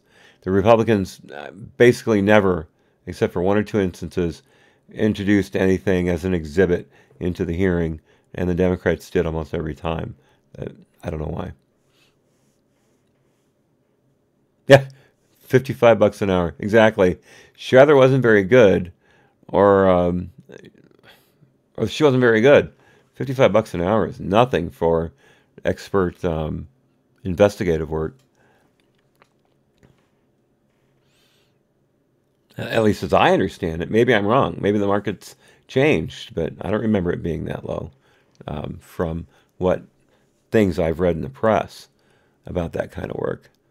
Now, I've never been directly involved with it, of course. But I mean, if you're going to get how much an hour just to work on somebody's computer, then doing work because you speak Russian and you know Russian society and government and organized crime pretty well, it seemed to be a skill that deserved a little more than $55 an hour. Glad you mentioned that, Jason. I saw that but didn't comment on it. Thank you. So I'm going to read a couple different sections. Here I passed up something. This is the Steele dossier as published by BuzzFeed, and we all know how completely credible BuzzFeed has been. Fieldflower says it sounds like good money to surf the web in Russian if you speak the language. Well, that is a good point. That's all she was really doing is surfing the web. She wasn't doing confidential research. She wasn't dealing with closed source information. It was all open source. Yeah. All right. I stand corrected. Good point. Good point. I appreciate it. I'm not the type of guy who can't be knocked off a position unless I'm arguing with the executive producer, in which case I tend to dig in my heels. Incorrectly, but I'm going to read a couple different sections from it just really quickly to get a sense if you were the source for that information. So this is from the Steele dossier, and it is what is labeled as page 17, but it isn't actually a page 17. The page number is on the bottom right. It says August 10, 2016 on the bottom. Okay. Got it? Okay. So, quote, reading in confidence on 9th August 2016, an ethnic Russian associate of Republican U.S. presidential candidate Donald Trump discussed the reaction inside his camp and revised tactics therein resulting from negative publicity concerning Moscow's clandestine involvement in the campaign, which we know to be a lie. Trump's associate reported that the aim of leaking the DNC's emails to WikiLeaks, again a lie, during the Democratic convention had been to swing supporters of Bernie Sanders away from Hillary Clinton and across to Trump. Well, Hillary and the DNC did that job very well enough on their own. This objective had been conceived and promoted inter alia by Trump's foreign policy advisor, Carter Page, who had discussed it directly with the ethnic Russian associate, end quote. Is that the result of any of your research? No. And turning to, oh, there's no page number. It would say September 14, 2016 at the bottom. Quote, local business. So steel is, I'm sorry, did you need another second? Berman, we do have page numbers. Or, is there a paragraph number? Harahan, number 2. Detail number 2. It doesn't have a page number at the bottom. Berman, here it is. 27 is the Ms. H. So in this, Steele is speaking to he's quoting a trusted compatriot. I'll just read it. Okay. It says, quote, the local business / political elite figure reported that Trump had paid bribes further to further his interests, but very discreetly, and only through affiliated companies, making it very hard to prove. The local service industry source reported that Trump had participated in sex parties in the city too, but that all direct witnesses to this recently had been silenced, i.e. bribed or coerced to disappear. Again, proven false. Is that the result of your research? No. Q. So in this section it goes A for answer from or. Sorry about that. That was a Freudian slip. A from or and Q from H. They do that during certain interview parts of the interview. For some reason, instead of listing the different names, they just list each person as being assumed by the Q and the A. So if you hear me say Q, it's Ms. H. And if you hear me say A or answer, it's or.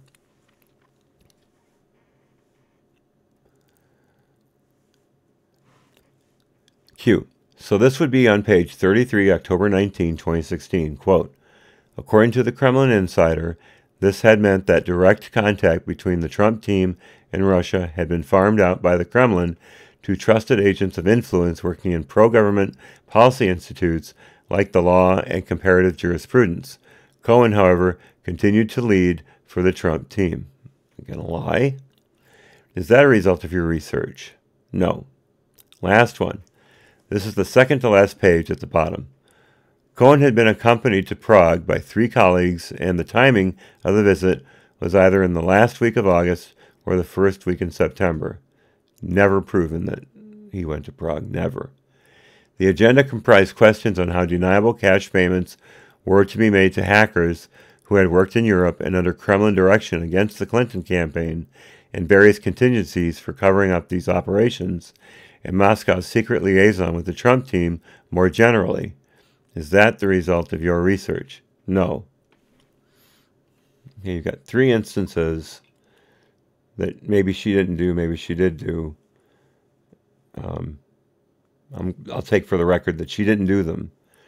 Does that mean that there's nothing else in there that she worked on?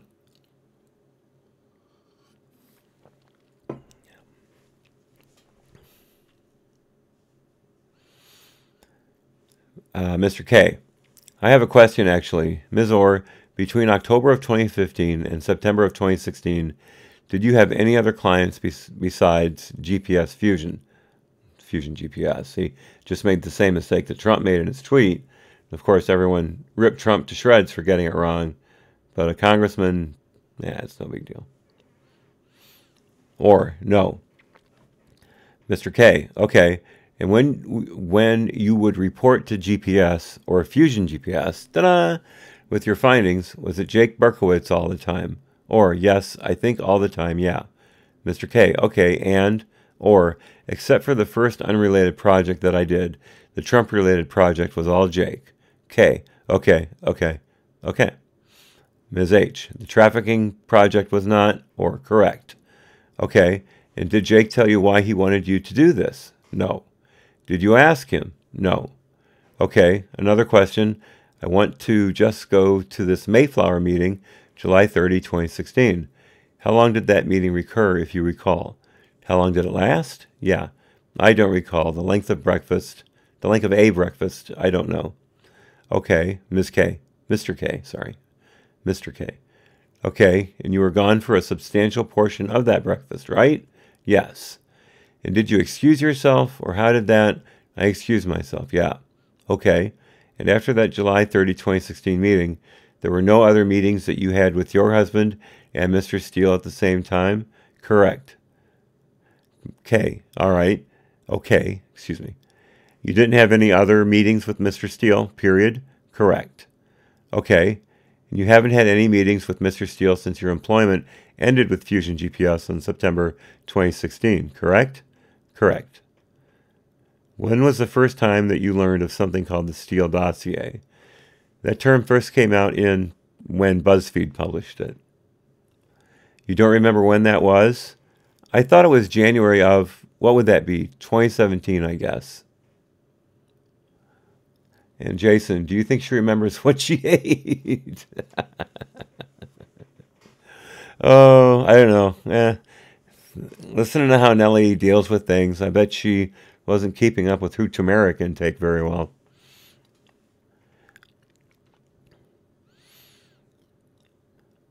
Or that term first came out when BuzzFeed published it. K, you don't remember when that was? Or I thought it was January of, what would that be? 2017, I guess. And you've never seen this. You never saw this particular document or excerpts of it during the time that you were employed. Berman, referring to Exhibit 1? K, yes. Berman, thank you, sir. Or, at the breakfast, if I recall correctly, they may have shown pieces. Ah. See, you shouldn't say that before. And Berman backs her up real quickly. She says they may have shown pieces, and Berman interrupts. The question is, have you seen this document? Or, not as an entire document, no. So again, she was aware of what was in that document beforehand, and she could not begin to tell that what she was doing perfectly dovetailed with what Steele was doing. I'll buy that for a second. Excuse me, by the way. Sorry about that. T-burp. I need a kill switch on my desk to cut the mic quickly. Or not as an entire document, no. K, okay. And you hadn't seen it or its portions during the time that you were employed, correct? Yeah. Or if I recall correctly, I may have seen maybe a page or something of it at the breakfast. K, that was the first time you learned of it. Or I didn't know that there was going to be something called the dossier. What was subsequently known was not known to me at the time. Okay. And you had nothing to do with, when you were at that breakfast, there was no talk about an investigation opening up into Donald Trump the next day or any other day by DOJ, or not by DOJ. So, by FBI? Didn't ask that question, did you, K? Mr. K, okay, go ahead. Now questioning by Ms. H. Q, so to build on, actually super quickly before I move on to what the congressman was referencing, when we were reading through the dossier, how did you know that those particular pieces of information weren't what you had provided to Fusion, like you weren't the source for them? Because the subject matter was very different from the kind of, yeah. It's kind of, yeah. Q, so at this, just both at this breakfast and just generally speaking, did you have any personal knowledge about the FBI's investigation into whether there was any coordination between people associated with the Trump campaign and the Russian government? News of an investigation came to me subsequently through the press most recently, but there was no discussion of an FBI investigation at the breakfast. I didn't hear the word investigation. So, the DOJ, she didn't hear that at the breakfast. She didn't hear the word investigation at the breakfast. But the answers she's given obviously point to the fact that the FBI was brought up during that breakfast. And she's been tiptoeing around it the whole time. And notice there's no follow-up question here about that. Q. So before or around October 2016, Were you aware of any effort by the U.S. government to surveil persons associated with the Trump campaign? What word did you hear, my lady? Very nice, Jason. Can you repeat the question? Before or around October 2016, were you aware that the U.S. government was planning to surveil U.S. persons associated with the Trump campaign? No. And what does that matter? And at that time, were you aware that there was a FISA application for the surveillance of Trump's former foreign policy advisor, Carter Page? No. And again, so what? Q. During his interview, your husband, Bruce Ohr, told us that he had no involvement with the Trump-Russia collusion investigation. Is that consistent with your understanding? Can you define the Trump-Russia collusion investigation? DOJ has, in these interviews, asked us to. There is a broader sort of across-government Russian investigation into any activity that they may be doing in the United States, and then there's the very specific election interference investigation. And when I asked if Mr. Ohr had no involvement, besides turning over information to the FBI, as he's testified, I'm not aware of his having any involvement in it. Yeah. You've never worked for the Department of Justice, correct? Correct. You don't currently work for them, correct. So you would not have any knowledge of what is going on in an ongoing investigation, correct. Yeah, Jason, you mean my husband that I can't say is not a liar? This is bad. Yeah, and notice it seems to me like she just answered a couple questions that went to the kind of privilege that she was claiming before. She had asked about, where was that exactly?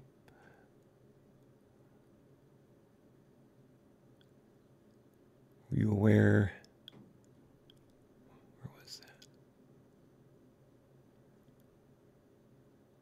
Do you have any personal knowledge of FBI's? I can't find it right now. I could have sworn I saw something there.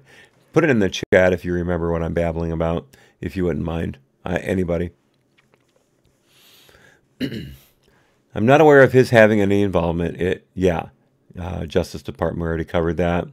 Ongoing investigation. Now we go to Ms. Saxman-Grooms. Just to make that one crystal clear, did you, at the time that you were working for Fusion GPS, have any knowledge of the Department of Justice's investigations on Russia? No. Ms. H.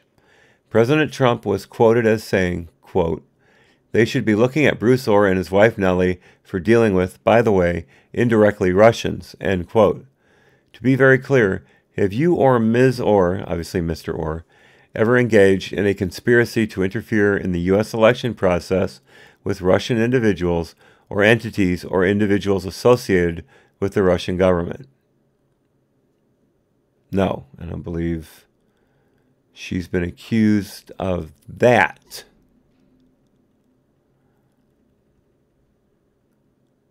At least not specifically. You could infer from what she's done that that's a side note of what she was doing, but I don't believe she's ever been directly accused of anything like that.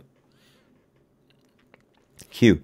Do you know what the president is referring to when he accuses both of you of that directly or indirectly? Because that's not what Trump said about they weren't influencing the election, they were dealing with Russians, which is totally true. And they were indirectly dealing with the Russians. On August 20, the president tweeted the following: will Bruce Ohr, whose family received big money for helping to create the phony, dirty, and discredited dossier, ever be fired from the Jeff Sessions Justice Department? A total joke, end quote. Did your family, in fact, receive big money in exchange for your work doing open source research for Fusion GPS? And A, is big money defined? Q, that's a very good question. Berman, how much were you paid by hour? Or $55 an hour. Berman, in just the roughest of ballparks, how much do you think you made over your 10 months with Fusion GPS? Or a few tens of thousands. H. A few tens of thousands is pretty big money to me. Going back to, I know in the previous hour that your relationship with Mr. Simpson was sort of addressed, but I wanted to drill down a little bit more on that. You first came to know Mr. Simpson through his work at the Wall Street Journal, correct? A. I did not personally meet him at that time, but I became aware of him at that time. Okay, and so is it fair to characterize your relationship with him as purely professional? Yes. When testifying before this Senate Judiciary Committee earlier this year, Mr. Simpson stated that he had discussions with Mr. Steele about sharing Fusion's research with the FBI because it, quote, represented a national security threat, a security issue about whether a presidential candidate was being blackmailed, end quote. This is on page 159 through 161. Mr. Simpson then stated that he believed Fusion's research revealed, quote, law enforcement issues about whether there was a legal conspiracy to violate the campaign laws, and then somewhere in this quote, the whole issue of hacking also surfaced, end quote. Did Mr. Simpson ever share concerns with you that laws may have been broken by the Trump campaign? The fact that we were investigating Trump relationships with crime figures certainly suggests that there was that possibility that was worth investigating. Let me pause right here for a moment. I just have to shout something out to my executive producer. I'll be right back.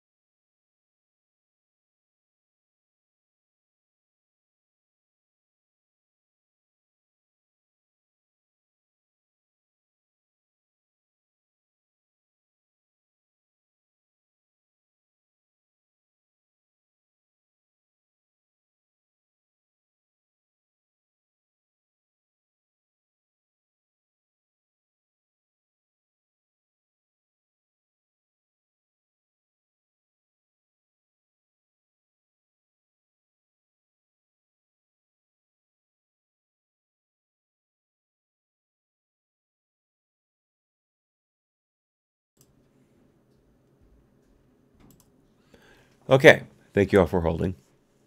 We're going to go till noon, and then I'm going to take a 15-minute lunch break. If people want a longer break, please put it in the chat, and we can talk about it. But it seems like 15 minutes would be just enough time for me to stretch my legs and get something down my gut, into my gut, excuse me, without wasting a lot of your time during the day. So as has been said in the past, discuss among yourselves.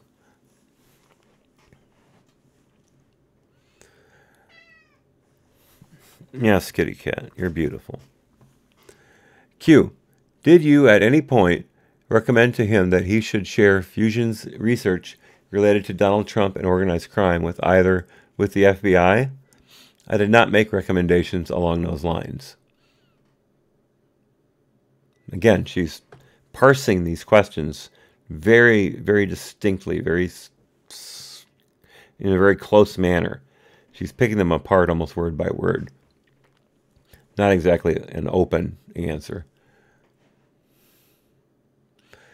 Did you have direct knowledge that Glenn Simpson was communicating with your husband in the fall or winter of 2016? There's an email that we discussed, so that it led me to think that they might be. I have no separate knowledge except for personal conversations with my husband. Did Mr. Steele ever contact you directly in the summer or fall of 2016? Not Mr. Ohr, but you directly? No. At any point prior to fall of 2016? Wait a minute. She said she was trading emails with him. I would consider that to be direct contact. Is she saying she didn't have one email conversation with Glenn Simpson during the last 3 or 4 months of her employment? Seems kind of odd. Oh, I'm sorry. It says Steele, not Simpson. Sorry. You can't tell the players without a scorecard, folks. Well, Steele never contacted her as far as we know, so that's a silly question. No. At any point prior to fall 2016, did you discuss your research on organized crime and Donald Trump with individuals outside of Fusion GPS, outside of this Mayflower breakfast meeting? No. Did Mr. Steele at any point provide you with information related to your research with Fusion GPS? You directly? No. I'm going to switch gears. Okay. Public reporting indicates that since news broke of Mr. Ohr's communications with Mr. Steele, that he has been demoted twice within the Department of Justice. Do you know if they've provided any formal explanation as to why he's lost his positions? Okay, now we're getting into conversations. Berman, I'll just remind you she's not going to answer questions about communications she's learned from her husband. I mean, the same rules apply from my perspective from the majority and the minority here. So outside of any private communications you have had with your husband,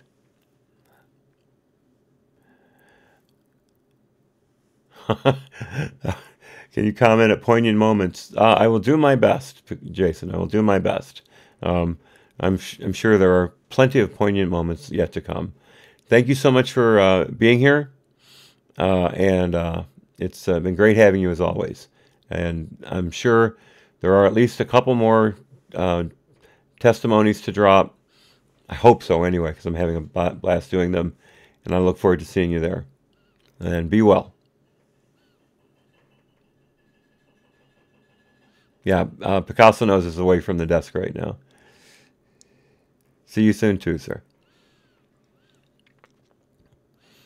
So outside of any private communications you have had with your husband, Ms. H., is it fair to say, let me rephrase this, in your view, were your husband's demotions unfair? I'm not asking for the conversation you had with him, just in your personal view. What was the impact it has had on your family and this whole ordeal for that matter? Who cares? A, there's two different things, the demotions and the ordeal. Excuse me just a moment.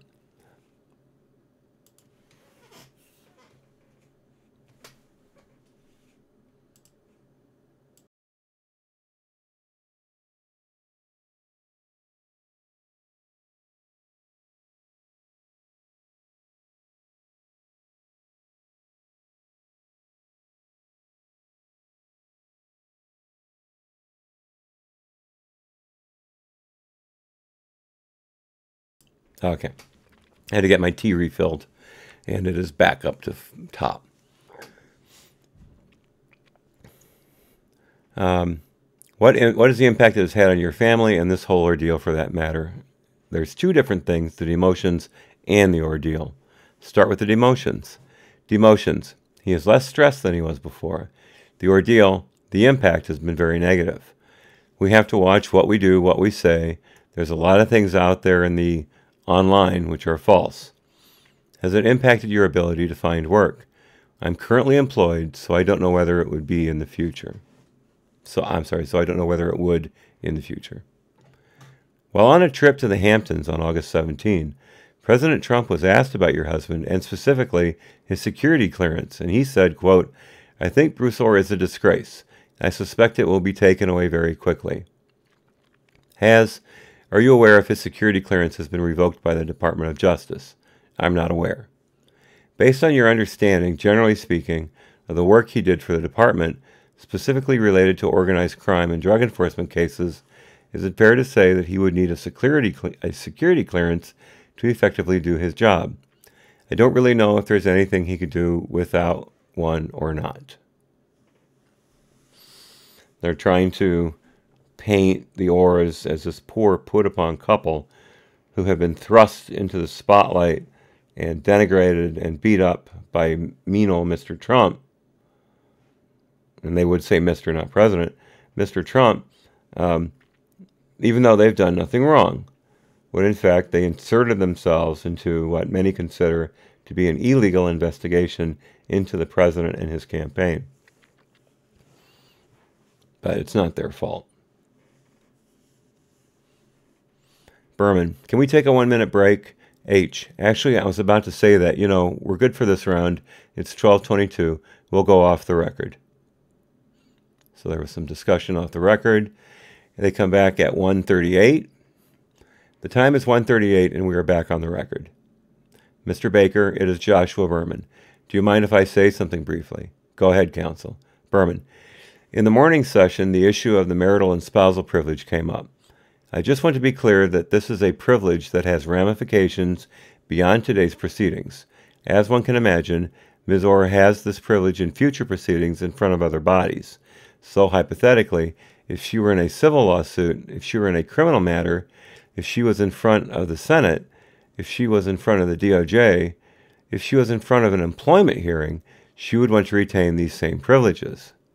As such, the assertion today is in no way directed at the minority or the majority in this proceeding alone. It is a recognition of a privilege she holds, and by asserting it, Ms. Ohr, or as her counsel, mean no disrespect to Mr. Meadows, Mr. Ratcliffe, Mr. Jordan, or anyone, or Mr. Ratcliffe, or Mr. Raskin, or anybody else. And I just wanted to make sure nobody thought there was any game playing or disrespect. Baker, thank you very much. Berman, thank you, sir. Baker, thank you. Questions by Baker. So now we should be back on the Republican side of the House committee. Q. Ms. Ohr, I would like to rewind a little bit and go back to just some basic questions. This is by Mr. Baker. You had indicated earlier in this session, I believe, that your initial employment or awareness of employment with Mr. Simpson, you were looking in the newspaper, maybe, you said something, maybe, underemployed, you were looking for work, that caught your eye. You went, applied, interviewed. What would make you unique amongst maybe many other people that saw the same ad in the newspaper and went and applied or interviewed? What skills do you... A. And I should clarify, there was no ad in the newspaper. I just saw the name. And I was looking for work. And I have studied Russian all my life. I am fluent in, read fluently in Russian. I have research skills as a, trained as an academic. So those skills come in handy for all kinds of research. See, again, you guys made an excellent point, don't get me wrong, but I still think 55 sounds a little low. But, I'm sure Glenn got her for as low a price as he could, and if she was looking for work, she would have accepted what she considered to be a reasonable offer. I just think she deserved better. I don't know. It's not that I like the woman, I just think she has a particularly interesting skill set that is worth more money than $55 an hour. But again, that's me. I know nothing about this kind of work. And Field Flower, you raised an excellent point, and so did Jason, so did Picasso knows. So it's just, I'm kind of hung up on it, I guess. My mistake. Or my problem, excuse me. What skills do you... A. And I should... Oh, I'm sorry, we did that. I have research skills, as a trained academic. So these skills come in handy for all kinds of research. And I have an interest in the types of things that I knew Glenn Simpson was interested in because of his work for the Wall Street Journal. So it seemed to me a very good fit. So you indicate you have language skills in, yes, Russian. Reading and writing, yes. Obviously reading is the strongest, and yes. And speaking. So I meant speaking, reading. Yeah, I am rusty speaking, but yeah, I read all the time in Russian. And you have academic credentials in... Yes, I have a PhD in Russian history, and my undergraduate degree from Harvard was in Russian history and literature. Where is your PhD degree from? Stanford. Okay, so in very simplistic terms, for non-PhD people, you are pretty conversant in things Russian. Yes. So if someone similar to Mr. Simpson were looking for someone skilled to scour, research, look at public source information regarding things Russian, your name would probably come up on a short list. If someone were looking for people with a particular set of credentials, I would be competitive. Okay, thank you. I want to jump a little forward from that point. You indicated, I think, earlier that your initial assignment or portfolio at Fusion GPS, I think you said there were 3 projects you were working on, and 2 of them, I think, were identified. I don't remember the third one being elaborated on, and maybe, I didn't work on it. They offered, and I said I wasn't interested in it. And what was that project? I don't know if you remember, they were involved in a case involving a video made by that involved Planned Parenthood and Okay, yeah. And so it was a topic that wasn't related to Russia, and I figured that wasn't my area where I could be the most use. And as you might recall, there was a hidden camera interview of, I believe, the director of Planned Parenthood several years ago, where the sale of fetal tissue, there goes my monetization, was discussed, and the prices involved in said sales. And this was a big scandal, but Fusion GPS and others did their best to slander and libel the people who made the video by saying it was selectively edited and that they used all kinds of subterfuge to get answers that wouldn't normally have been given, weird things like that. They're just basically doing their best to discredit the people who made the video. It worked at first, but ultimately, I believe there was a lawsuit, and it came down in favor of the people who made the video. I don't know if you can find it on YouTube, because the search algorithm right now is so screwed up that it would probably just direct you to something on ABC or NBC or CNN.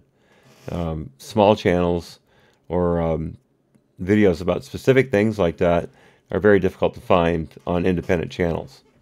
And I said the other day, try to find these videos through a generalized YouTube search, the ones that I'm doing, and they're not going to show up.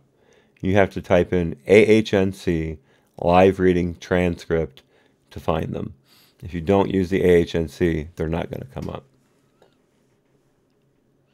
Now I'm creating playlists for all of these and plugging them in so you can find them very easily once you're on the channel. But getting to these, that's the hard part.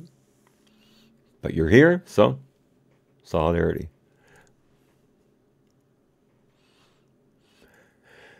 Hey, so that was a topic that wasn't related to Russia, and I figured that wasn't my area where I could be the most use.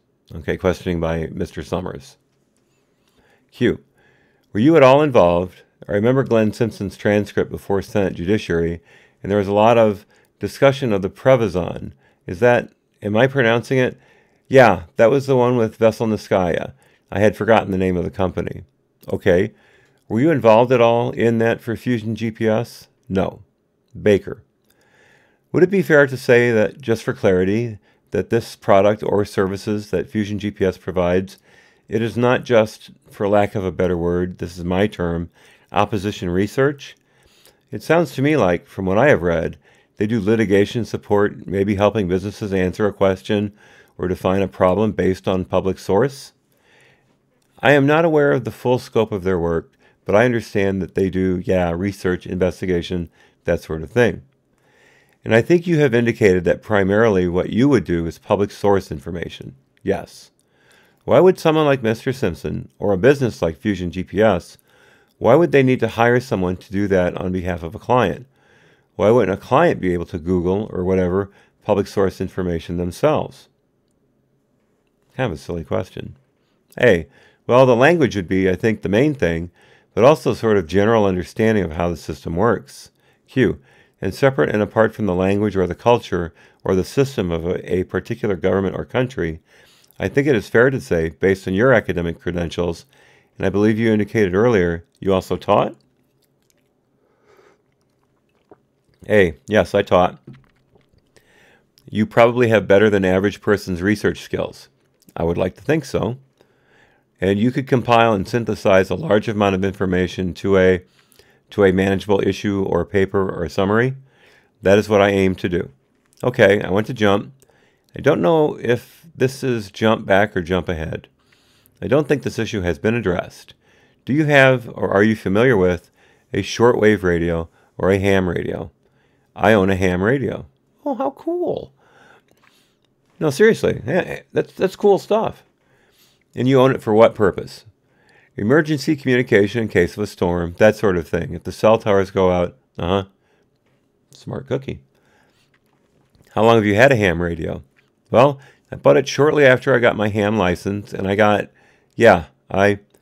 I'm guessing it's 2015, but I don't remember exactly. It was, in 2014, I was underemployed, and I had some time, and I took a citizen's emergency Community Emergency Response Team training. And, it was just something sponsored by the DHS and the local fire department, taught these courses, and then they said, hey, if you are going to be helping with community response in case of an emergency, why don't we have, some people take ham radio lessons in case the communications towers go out. And so I took the ham radio class. I passed the test. Q, that is a difficult test, isn't it? Or A, 16 questions, something like that. I squeaked past it. And there are different levels of licensure? There are. I was the lowest level. Do you have any desire to reach a higher level for your purposes? No. Okay, where's this going? So, you're obtaining of a radio and you're taking the class and you're sitting for the exam and ultimately passing and receiving the license. It had nothing to do with your employment at Fusion GPS. It was well before. Well before? Yeah. And it was, and you had time on your hands, something to do. Was this something you were always interested in doing and this is an opportunity that you had to pursue it? I saw an ad for the Community Emergency Response Training and I thought, now is a good time for me to do it since I have a little bit of time. Have you ever communicated with anyone in Russia using your ham radio? No. Oh, man. That's a thin line of questioning. Mr. Summers, did you monitor any broadcasts from Russia using the ham radio? No. Mr. Baker, you indicated that most of your work for Fusion GPS was done from home. Yes. Did you ever have occasion to visit a brick-and-mortar office where Glenn Simpson had facilities? Yes. And how often would that be? Once every several weeks, probably. What kind of office was it? Was it in a commercial building? Was it in a residence? Your description of the facilities where the official office was? I mean, I guess they rented space in a building. I'm not sure if anyone lives there or not. So, commercial or, I guess, I don't really know what you mean by commercial building. It's not like a huge, faceless commercial building.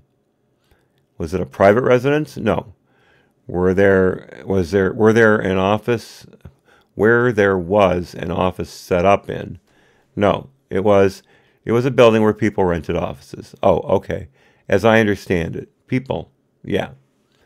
And when you go into this building or this particular office, was there anything in there that would make you think the general tone of the owners of the office or the atmosphere of the people that worked at that facility was anti-Trump or anti-anything? Or was it neutral or A? I mean, they have been involved in projects that have been partisan, and so, they may have been involved in projects that might tend to favor one or the other. My impression was that they took on a variety of projects. Q. But nothing in the office that would give away a hint of a bias or a leaning to one side of an issue? I mean, your last answer indicates they would take on a variety of projects. A client, whoever, could pay the fee or whatever. They wouldn't turn business away necessarily. But was there anything that gave you the impression that they favored one type of research or one type of client over another? Well, I really don't know the full scope of their projects. Berman, I think he is asking, the initial question is there anything in the physical office space? I don't know what is in his head. It could be posters, it could be colors. Baker, yes, that is exactly what. Or, oh, sorry. Baker, thank you, counselor. Or, the physical office space, no. Mr. Baker, okay. A, I wouldn't not say, I would, no. Q, is there nothing when you walk in, there is not a poster of Trump that says, down with Trump, no.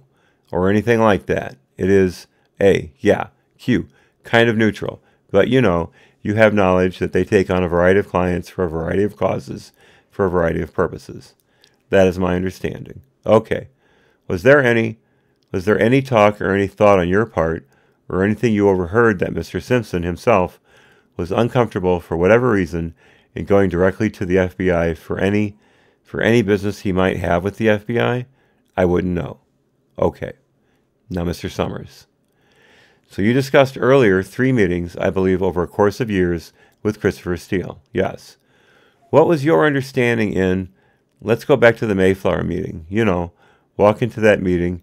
You are going to meet with Christopher Steele. What was your understanding of who Christopher Steele was? A private investigator who knew a lot about Russia. Do you have any knowledge of his previous work for the British government? Not specifically, but in general. But you knew he worked for, I believe he worked for MI6, is that correct?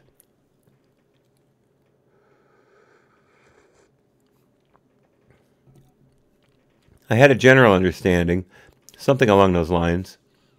Do you have any knowledge of his reputation? As I understood it, I mean, the fact that Bruce met with him made me think that he probably had something good to say, that he knew things. So I am just trying to see, did he have a solid reputation? Is that your understanding? That is my understanding. Did you have any knowledge of his reputation or who he was from Glenn Simpson? No. Okay. After the meeting, did you have any impression of no additional talk about him besides what I mentioned earlier? All right. So you assumed he had a good reputation because of your husband, but you would deal with him, but you didn't have an independent knowledge of his, correct, reputation? And you may have known that he worked for MI6, but I knew something, that he had some kind of intelligence background or something. Yeah. Okay. And then at that meeting at the Mayflower Hotel, did Christopher Steele say at any point in time, I'm going to take this information to the FBI? I don't remember him saying that he would take information to the FBI. Again, she's parsing these questions.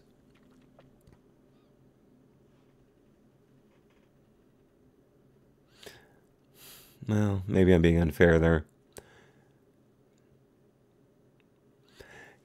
See, the way I read that is, she's saying, he didn't say FBI, but underlying that, I'm hearing, he did say the feds, or he did say the Bureau. And she's just saying he didn't say FBI, or to Peter Strzok, something like that. Maybe I'm being a little too aggressive about that. That's just what struck me. I don't remember him saying that he would take information to the FBI. That he, Christopher Steele, would take information to the FBI? I don't recall him saying that in my presence. So he could have said it to your husband, and you're just hiding behind privilege now. It is our understanding that he was at the time, or shortly thereafter, taking information from thee that ultimately became the dossier to the FBI. I just didn't know if that came up. A. I later learned that he had himself taken it to them, way later. Q. And the intent of that meeting, was this a friendly get-together, or was Christopher Steele trying to convey, did you think, information to your husband at that meeting? By the end of the meeting, I understood that he was trying to convey to Bruce his concern. And he was trying to convey it to him as an official at the Department of Justice. This was to raise an official flag about this information. I think that can be, yes, I would say that. And switching subjects for a second. So you worked for Fusion GPS, I think you said it was almost a year. I think was the period you described. And you were out gathering information. Were you ever asked to verify information that someone brought to you? No. Like someone from Fusion GPS gave you information, were you ever asked to verify the veracity of it? I wouldn't say verify. Or did Glenn Simpson you obviously gave information to Fusion, yes. You researched information. Did information ever come the other way from Fusion to you? Yes. What sort of information? Well, they gave me some material pages that talked about some of Manafort's travels. Any information related to Carter Page? I don't think so. I don't seem to recall that. I think you testified you are somewhat familiar with the Steele dossier. Any information that you saw in the Steele dossier, had you seen any of that information before? Not in the material that they gave me. Not in the material that Fusion had given you? Right. Mr. Brebbia, if I could, can I follow up quick? Similar to that point, did you communicate to anyone with Fusion GPS that your husband, Bruce Ohr, was going to provide any documents or information you had gathered to the FBI? No. Did anyone at the FBI follow up with you after they received those documents? No. I'm not even sure I have no direct knowledge of their having. Q. What form did the information take that was provided to the FBI? Was it a memo? Was it a list of open sources? Berman. I think she just said she has no information that it was provided to the FBI. I think it was the second part of her answer just now. So you are presuming that there was information that went to the FBI. Mr. Brebbia. Didn't you say you had reason to doubt your husband's testimony that he took, I believe you called it a flash drive, from you and provided it to the FBI? I have no reason to doubt his testimony. So you do know the flash drive that we were talking about. Discussion off the record. If this is a continuing way to ask her about communications with her husband, Brebia, no, I'm asking her, did you, Berman, what was the question then? Sorry.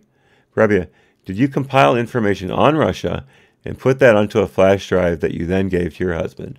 Berman, providing her husband, whether she did or didn't, that is a form of communication. We have... Okay, I don't see that.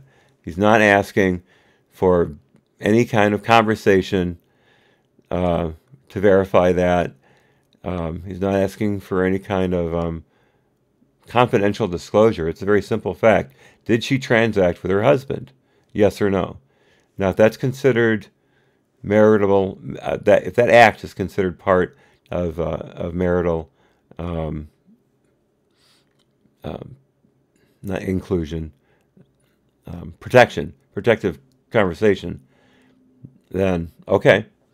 I don't know the law that well to say that that's wrong. It just seems to me to be a pretty broad interpretation of marital privilege.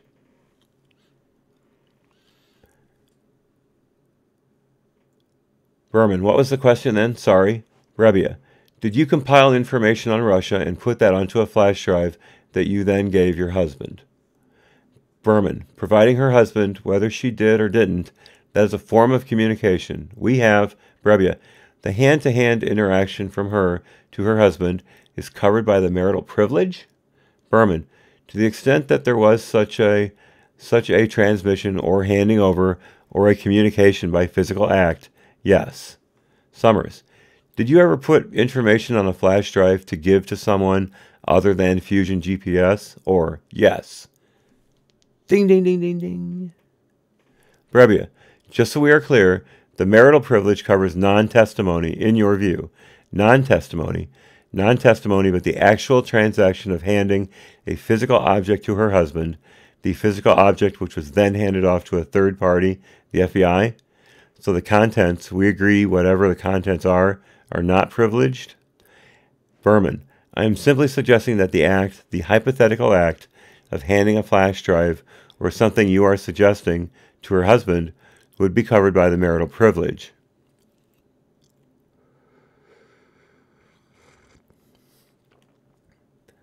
What some other person in your hypothetical, Mr. Ohr or someone else does with it, isn't covered by the privilege. It's just what goes on between Ms. Ohr and Mr. Ohr. Brebia, okay. Berman, that is the privilege. I have no problem with the after, the before, and the after. Jordan, you said there was a flash drive or maybe flash drives prepared that you gave to someone other than Fusion. Who did you give them to? Nice try, Jordan. Berman, again, to the extent that may implicate the marital privilege, Brebia, other than Bruce. Sorry. Brebia, other than Bruce. Berman, she is instructed not to answer that question. Brebia, other than your husband? Or no one. Brebia, okay. Jordan, can I jump in? Brebia, yeah. Jordan, just give me a few minutes. Thank you. And then we'll let you guys come back because I've got to run. You said Fusion gave you information a little while ago. What information did they give you? Or a sheet with some flights that Mr. Manafort had taken. Jordan, so is that like a timesheet or a schedule or an agenda? What would you call it? Or a list. Jordan, a list of Manafort's flights? Yes. Okay. Did they give you any other information? I don't recall. I mean, that is the only substantive thing that they gave me. Okay, what's your definition of substantive, Ms. Ohr? Jordan, so in your working relationship, there was information that you were putting together on the two cases you talked about earlier this morning with me that you were putting together to give to Mr. Berkowitz. I think you said at Fusion was your direct contact. But there was also information flowing from Fusion to you to help you do your work? Or, okay, I'm sorry, I misunderstood the question. Not in the form of physical documents. I thought you were talking about physical documents. Yes, they gave me, you could say, leads and suggestions of names. So she was not working separately from the dossier. She was assisting in the compilation of it. I think that's a fair inference to draw. Jordan, things they wanted you to do, they were your employer. Yes. And who is that person giving you the information? Who was saying, here is a lead, who gave you, well, let's go back. Who gave you the timesheet about Manafort's flights? Most of my communication was with Jake Berkowitz. Jake Berkowitz? Yes. Okay. But that is not what I asked you. Who gave you the timesheet? Was it Jake Berkowitz? I can't remember who physically gave it to me. I was meeting with him and Glenn. Were there occasions where Mr. Simpson passed information to you? And in particular, could Mr. Simpson have passed you the Manafort flight schedule or timesheet or whatever we are calling it? It is possible. I don't remember who physically handed it to me. He was there, if I recall correctly. If I recall. Again, it was 2 years ago. Over 2 years ago. So it's fair to be able to say your recollection isn't perfect. Papadopoulos said, to the best of my recollection, quite often during his testimony. But I don't think he was trying to hide anything. I think he was trying to say, in fact, he said literally, I'm not a robot, I'm not a computer. I can't remember things perfectly. I'm just giving you my best recollection. That's not the impression I'm getting from Nellie.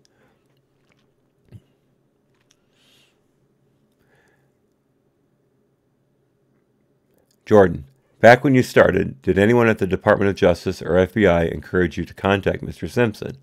No. It was all done.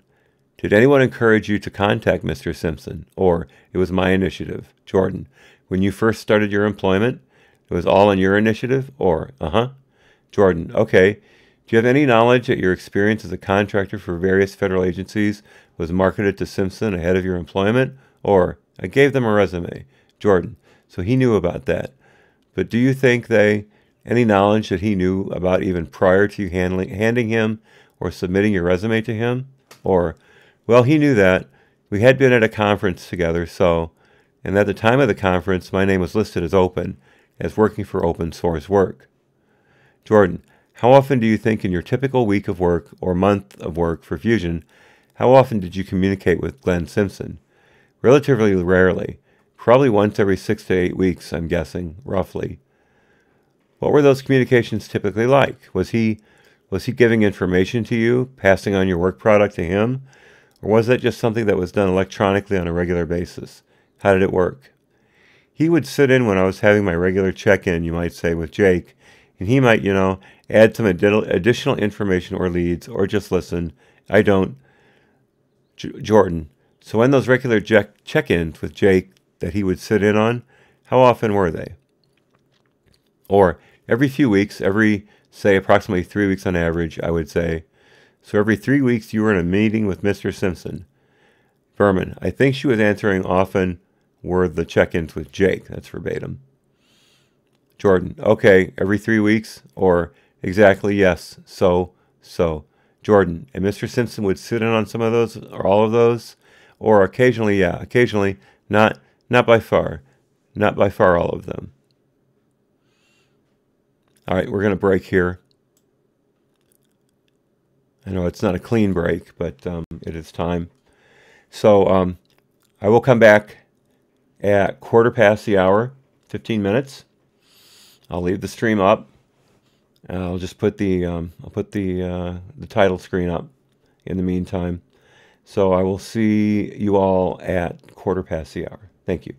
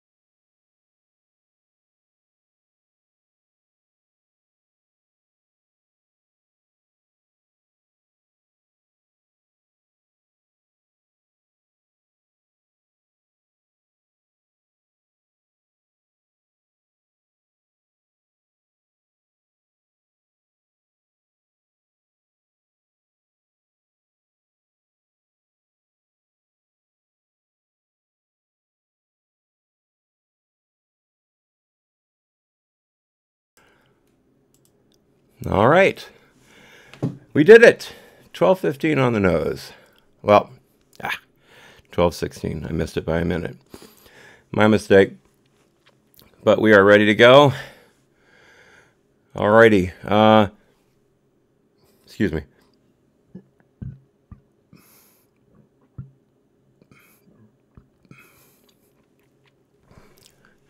A little too much Mountain Dew, I think. So let's get back to it. We've got Jim Jordan questioning Nellie Ohr. So far, it's about her conversations with Glenn Simpson, how often she talked to him during her tenure with Fusion GPS. And she's saying not very often, just once every 6 to 8 weeks.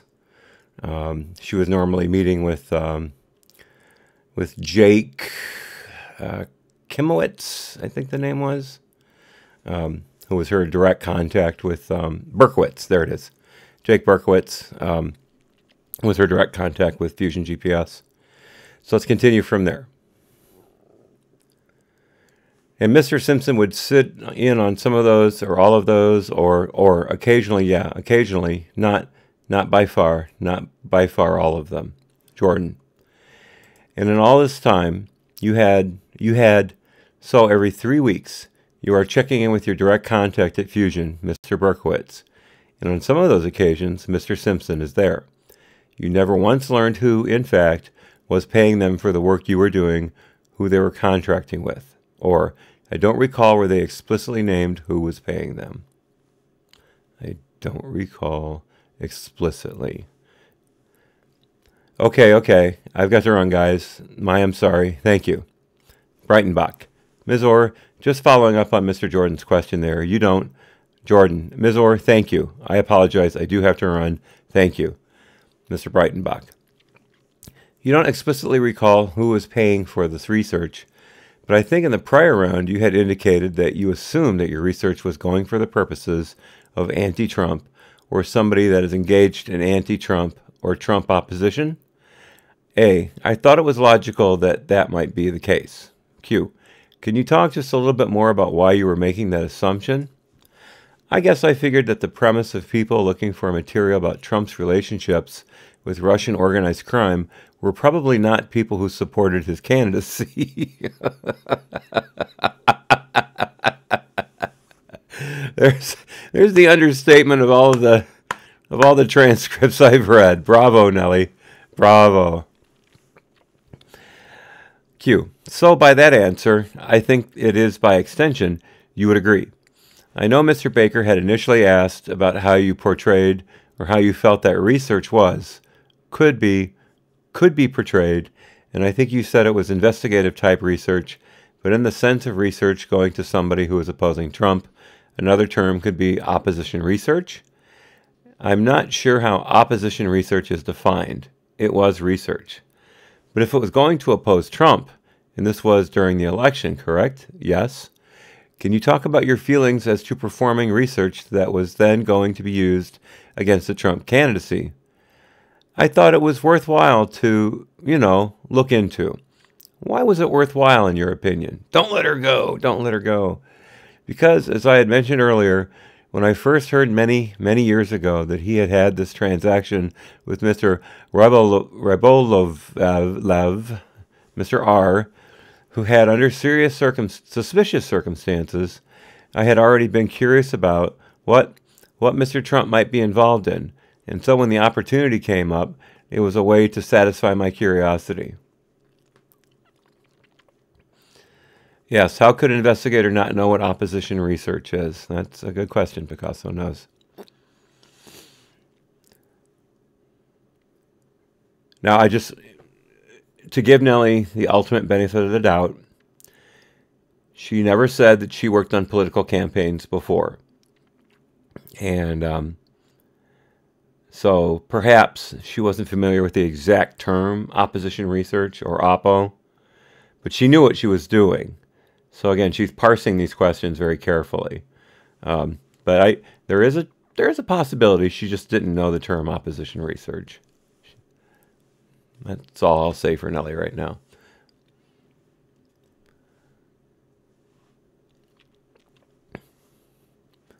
Mr. R, who had, under suspicious circumstances, I had already been curious about what Mr. Trump might be involved in. And so when the opportunity came up, it was a way to satisfy my curiosity.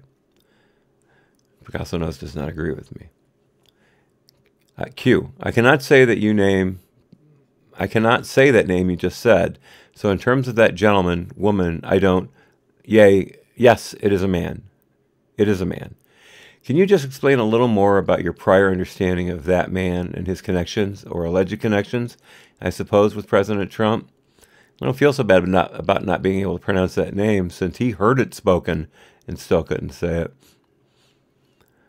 A. All I know is, remembering my reading in the press many years ago, that he had bought a mansion in Florida from Trump, and anytime a Russian oligarch just plops down a lot of money for a mansion from somebody, my antenna go up.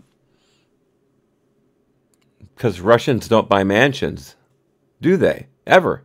Unless it's nefarious. And so I was curious. Q, this is based off of your prior research? Well, you were made aware of this connection? Well, it was just in the press. It was in the press, a long time ago, and I don't remember the year. So it was, I try to stay on top of things of that nature. It was something that caught my attention way back when it first happened.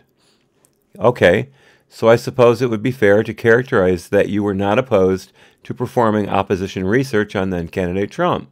That is fair. Would you have been opposed on performing research against candidate Clinton? I guess it depends on what research. Oh, Nellie. Let's suppose if the research was directly within your expertise on Russia, would that have been something that you would have been comfortable in doing, in performing opposition research? Because I think when you are an opposition researcher, you fully understand what your opposition research is going towards. So is it fair to characterize your understanding of where your opposition research was going, that you were comfortable with the idea that research was going towards opposition of then-candidate Trump? A. I would probably have been less comfortable doing opposition research that would have gone against Hillary Clinton. And why is that? Because I favored Hillary Clinton as a presidential candidate. Okay. It's amazing how everybody involved in this whole mess that wasn't charged by Mueller, who wasn't charged by Mueller, were in fact in the bag for Hillary. All of them. Okay, you said earlier, I believe in so many words, in the minorities questioning, that you had no reason to believe that your research had ended up in the dossier. Is that correct? That is correct. Knowing what you know now, I think you also indicated that there may have been some of your research that did end up in the dossier. Is that correct? I am not sure what you are referring to. I am only referring to what I believe part of your prior explanation in a prior round may have indicated. I may have said something that gave you a wrong impression. So if you have a specific, I would like to hear. Ridiculous. Absolutely ridiculous. If you don't remember, if you don't recommend, if you don't recognize your own stuff right off the top, then why would you have to have someone from Congress point out to you exactly what they're talking about? You read the dossier. You know if your stuff is in there or not. That's it. Jesus. So if you have a specific, I would like to hear. No, not at all. I think my impression was that you had indicated that your research may have, in part, based off of your reading of the dossier, after learning of the dossier and after knowing about it, there were similarities of what was in the dossier based off of what you had been performing as opposition research. My recollection of what I said was that when I eventually read the dossier in January of 2017, I believe I did not recognize any of my research in the dossier. So your impression may come from our July 30th meeting where we talked about some things that each of us had independently found. Now I appreciate that. I think that clarifies things. Because I think prior testimony had indicated, at least to me, that you recognized some of what was in the dossier. Yeah, no, I am very sorry if there was any miscommunication. I very clearly did not. It was very distinct in my mind. Something's actually distinct in your mind. And it clears you. Interesting. Sure. Well, let me just ask you generally. Did you recognize, based off of your own independent research, any of the actual research that was located in the dossier? Not the research. I mean, any of the facts were similar, but totally independently derived. Does that make sense? So when you say facts, yeah, okay, I would say, Q, are you? A, I'm sorry. Okay. Q, sure. When you say facts, are you referring to prior knowledge that you had concerning the substance of the dossier? A, let me correct myself first by, I realize that the dossier is entirely allegations. So can you rephrase your, in other words, that is what is said in the dossier is allegations and not facts. So can you restate your question? I'm sorry. Sure. So based off of your prior research or just expertise on Russia, and knowing what you had known based off of your prior research, was there anything in the dossier that seemed familiar to you? A, I mean, some of the things look believable. You could say to the extent that I could envision them happening within what I know about the system, but I will not vouch for the veracity of anything that I did not independently research myself. So do you have stuff in the dossier or don't you? Q, totally understand. I'm just wondering if there were any allegations in the dossier that you had independently come across in your prior research. Partially, yeah. First she did, then she didn't, now she has. Now, I know the minority had put this in, I believe, as exhibit number 1. Yeah. Q, can you point me to anything directly in the exhibit that you were referring to as having been A, so that you are saying coincided with what I had independently found? Q, thank you. Is that what you're talking about? That is exactly what I am asking.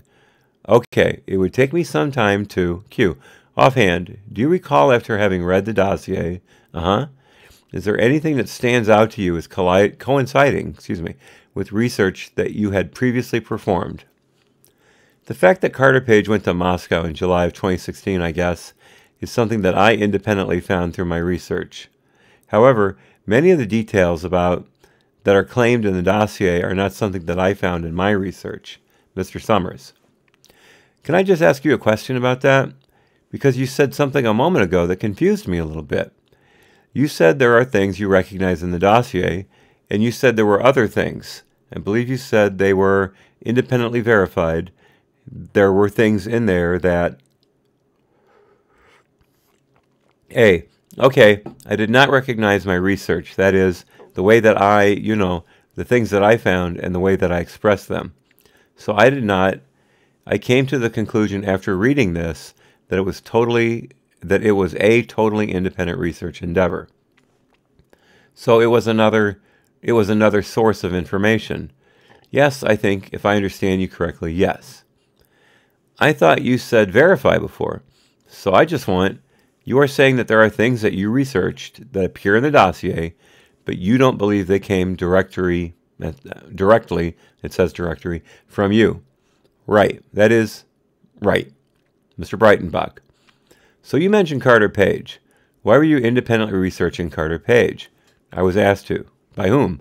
By Jake Berkowitz. Did he ever indicate to you the reason for researching Carter Page? I think he said because Carter Page is an advisor to Trump. Wow. And can you explain some of the results from your research concerning Carter Page?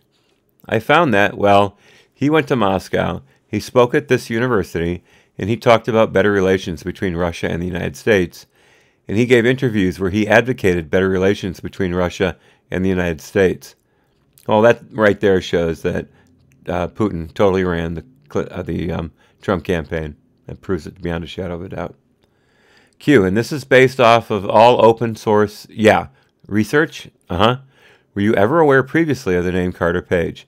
Not before he was announced as a Trump advisor. Mr. Summers, was there any public source information on Carter Page that he had a prior relationship with the FBI? Or, I am not aware of it until very recently. Breitenbach, are you aware of the Papadopoulos name that has been in the news? I became aware of it as a result of press coverage in the recent months. Were you ever asked to perform research on Mr. Papadopoulos? Not that I recall.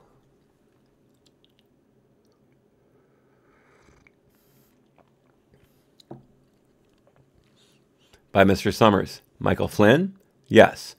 What were you asked to research on Michael Flynn? Just about any relationship he might have with Russia. Other countries? Other countries or just Russia? Yeah, now I'm trying to sort out what happened at the time with what happened later. I mean, at some point, it became evident that he had a relationship with Turkey as well. I don't recall whether that was brought up at all. But that wasn't in the purview of your research. Not that I recall. Paul Manafort? Covered that a little bit? Yeah. Were you asked to research him or yes? Specifically, yes. In regards to Russia or regards to Russia, Ukraine mostly. Breitenbach. Were you asked to research anybody else in the Trump family? I was asked to research Trump's family broadly in connection with any Russian connections. And she says this has nothing to do with the Steele dossier.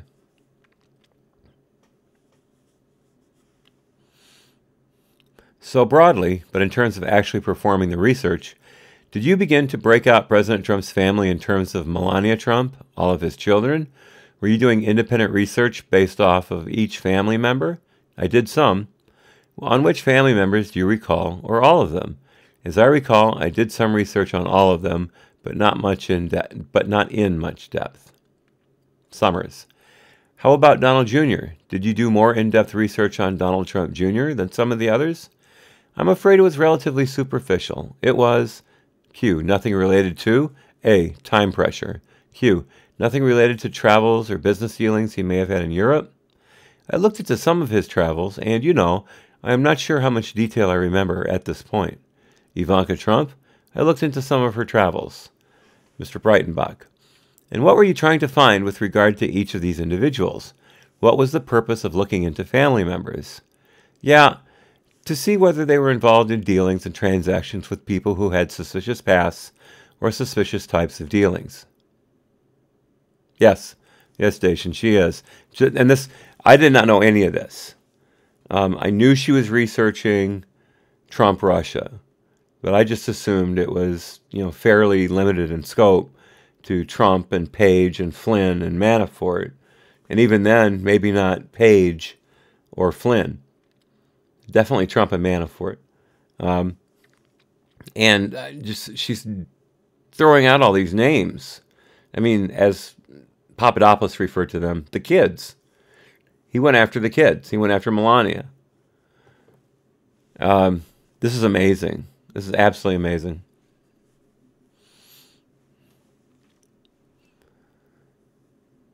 Was there any indication from Mr. Berkowitz or Mr. Simpson that they had any inside information as to whether there were suspicious connections with any of President Trump's orbit of individuals, including his family? What do you mean by inside information? I would say any information that they specifically gave you in terms of your employment with Fusion GPS that would indicate that there were some level of connections with President Trump's family in Russia. They would give me leads based on their open source research and, legal documents and other things. Why were they doing open source research when that was your job and you were maybe putting in 30 hours a week? It's not like you were overworked and couldn't have handled the extra workload. Interesting. Did they ever indicate that any of their leads were based off of sources of theirs? I don't remember regarding the Trump family, no. She's parsing questions again. Regarding any of the research during this year, 10, 11-month period, was any research based off of sources of theirs that you were aware of? Yes. Thank you for asking that question. And who were the sources? I recall they were mentioning someone named Serhiy Leshchenko, a Ukrainian. All right, let's take a second here. Let me copy this. Because as we well know, there has been something out last week that the Ukrainian government is looking into a Ukrainian parliament member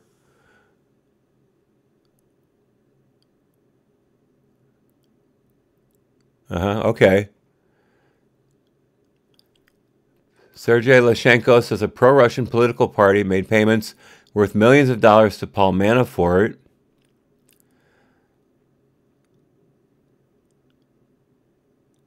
This is the guy. Yep, this is the guy. The Ukrainian MP who leaked Paul Manafort's secrets speaks to tablet. Serhiy Leshchenko publicized documents allegedly revealing an effort by Trump's former campaign manager to cover up, that would have been payments that he received from the Ukrainians. This is the guy that the Ukrainian government is now investigating as committing crimes in relation to his providing those documents to the public. Because those were not public documents. He released them against the law. Just like Comey, just like McCabe. And so here is direct interference in the campaign by a foreign national. He let out this information to hurt Manafort and to hurt Trump indirectly. He is on tape as saying he is going to do this to help Hillary. So between Hillary hiring Fusion GPS through Perkins Coie to get a dossier full of Russian intel, which turned out to be fake intel, to use against Trump, and the Ukrainian MP directly involving himself in the campaign by releasing damaging data about Manafort in front of the election, where's this going to go? Where is this going to go? I think some people are in deep trouble. Not just Sergei Leshchenko. I think some people on this side of the pond are in deep trouble too.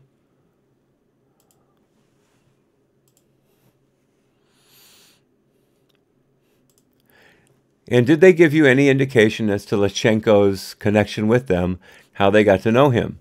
Were they doing work for him? With Fusion GPS? Correct. I'm not aware of how they... Were you aware of how they had a connection with him? I am not aware. But you were aware that he was a source of information that was leading to information that they had, that they were then presenting to you as reasons for following up on opposition research, or what research? A, yes. Q, that is, on President Trump or his family. A, my understanding is that some, yes. And, yes, it was not necessarily on his family that Leshchenko's research was on. Not necessarily, but she knew it was Manafort. And this hadn't come out yet. I'm sorry. What was the date of that that story? Let me open it up here. That was April 10th, 2017. Okay. So it was out before this committee hearing, which was in October of 2018. Okay. So that was known.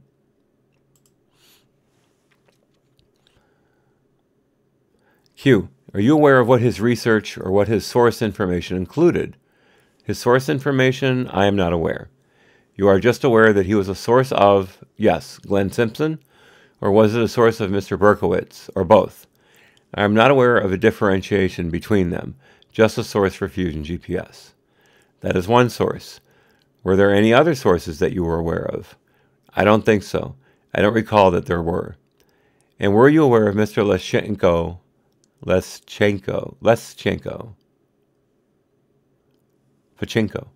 prior to him being mentioned to you as a potential source of their information? Yes. In what way? He is a very well-known Ukrainian anti-corruption activist. There's so much irony in this investigation. My God. So I had read about him in the press. Had you studied him before? What do you mean by studied? Performed independent research for any prior employer?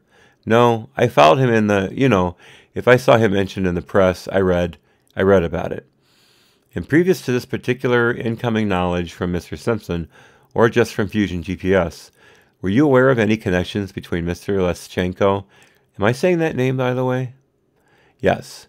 Mr. Leschenko and President Trump, or anyone in President Trump's familiar orbit, or even friendly orbit? I was unaware of any connections before that. I think in the news, I'm sure you have seen that there have been emails between your husband and Mr. Steele. Is that correct? In the news, emails that you had seen. I don't recall emails, messages. Him being mentioned? I remember communications being mentioned. I don't remember emails, messages. So previously you said you had a shared email account with my husband. Are you aware whether, because it is shared, a shared email account, when emails come in, are you both reading emails that are arriving in the same email account? We usually kind of can tell who it is intended for. Whether it is for my friend, then it is probably for me. So he is not likely to read it, that sort of thing. Okay, so emails that were coming in from Mr. Steele. Were you reading emails that were coming in from Mr. Steele to your husband? I don't recall any emails coming into our joint email account from Mr. Steele. I don't recall. You said in the prior round of questioning that you didn't hear the word investigation mentioned at the breakfast at the Mayflower. Is that accurate? To the best of my recollection. Was there any corollary to the word investigation that you may have heard during that discussion, meaning, let's say, or synonym of investigation? You were very specific, I noticed, in saying that you did not hear the actual word investigation at that discussion. But did you hear any other terms? Thank you for asking this. I can just try to think of some like inquiry, or was there any indication that the research was being discussed, that the research that was being discussed at that meeting concerning President Trump was, were you aware, based off of a word that was used, that the information was going somewhere for some type of, quote, investigation or other similar term? My understanding was that Chris Steele was hoping that Bruce would put in a word with the FBI to follow up on the information in some way. She said that the FBI had not been mentioned. She specifically said that.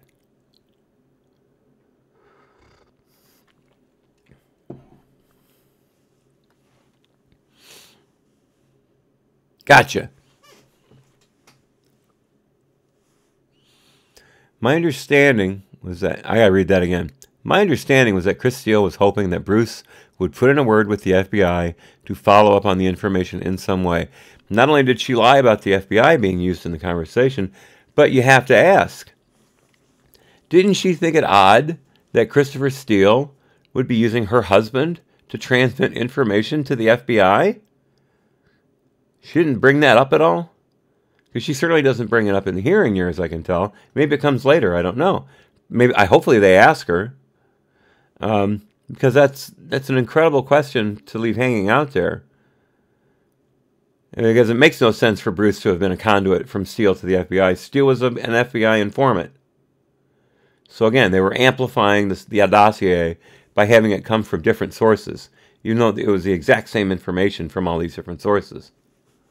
And they leaked it to the press so that then they could say, well, the press is reporting it, so we've got independent verification of it there.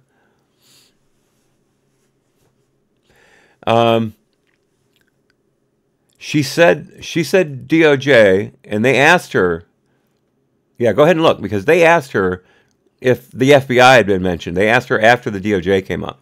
They asked her about the FBI, and she said no. And then I said, she said she didn't hear the words FBI, but she could have heard Bureau or Federals, or Feds, something like that. I distinctly remember saying that. But please do look it up, Picasso knows. Thank you. Control F is your friend.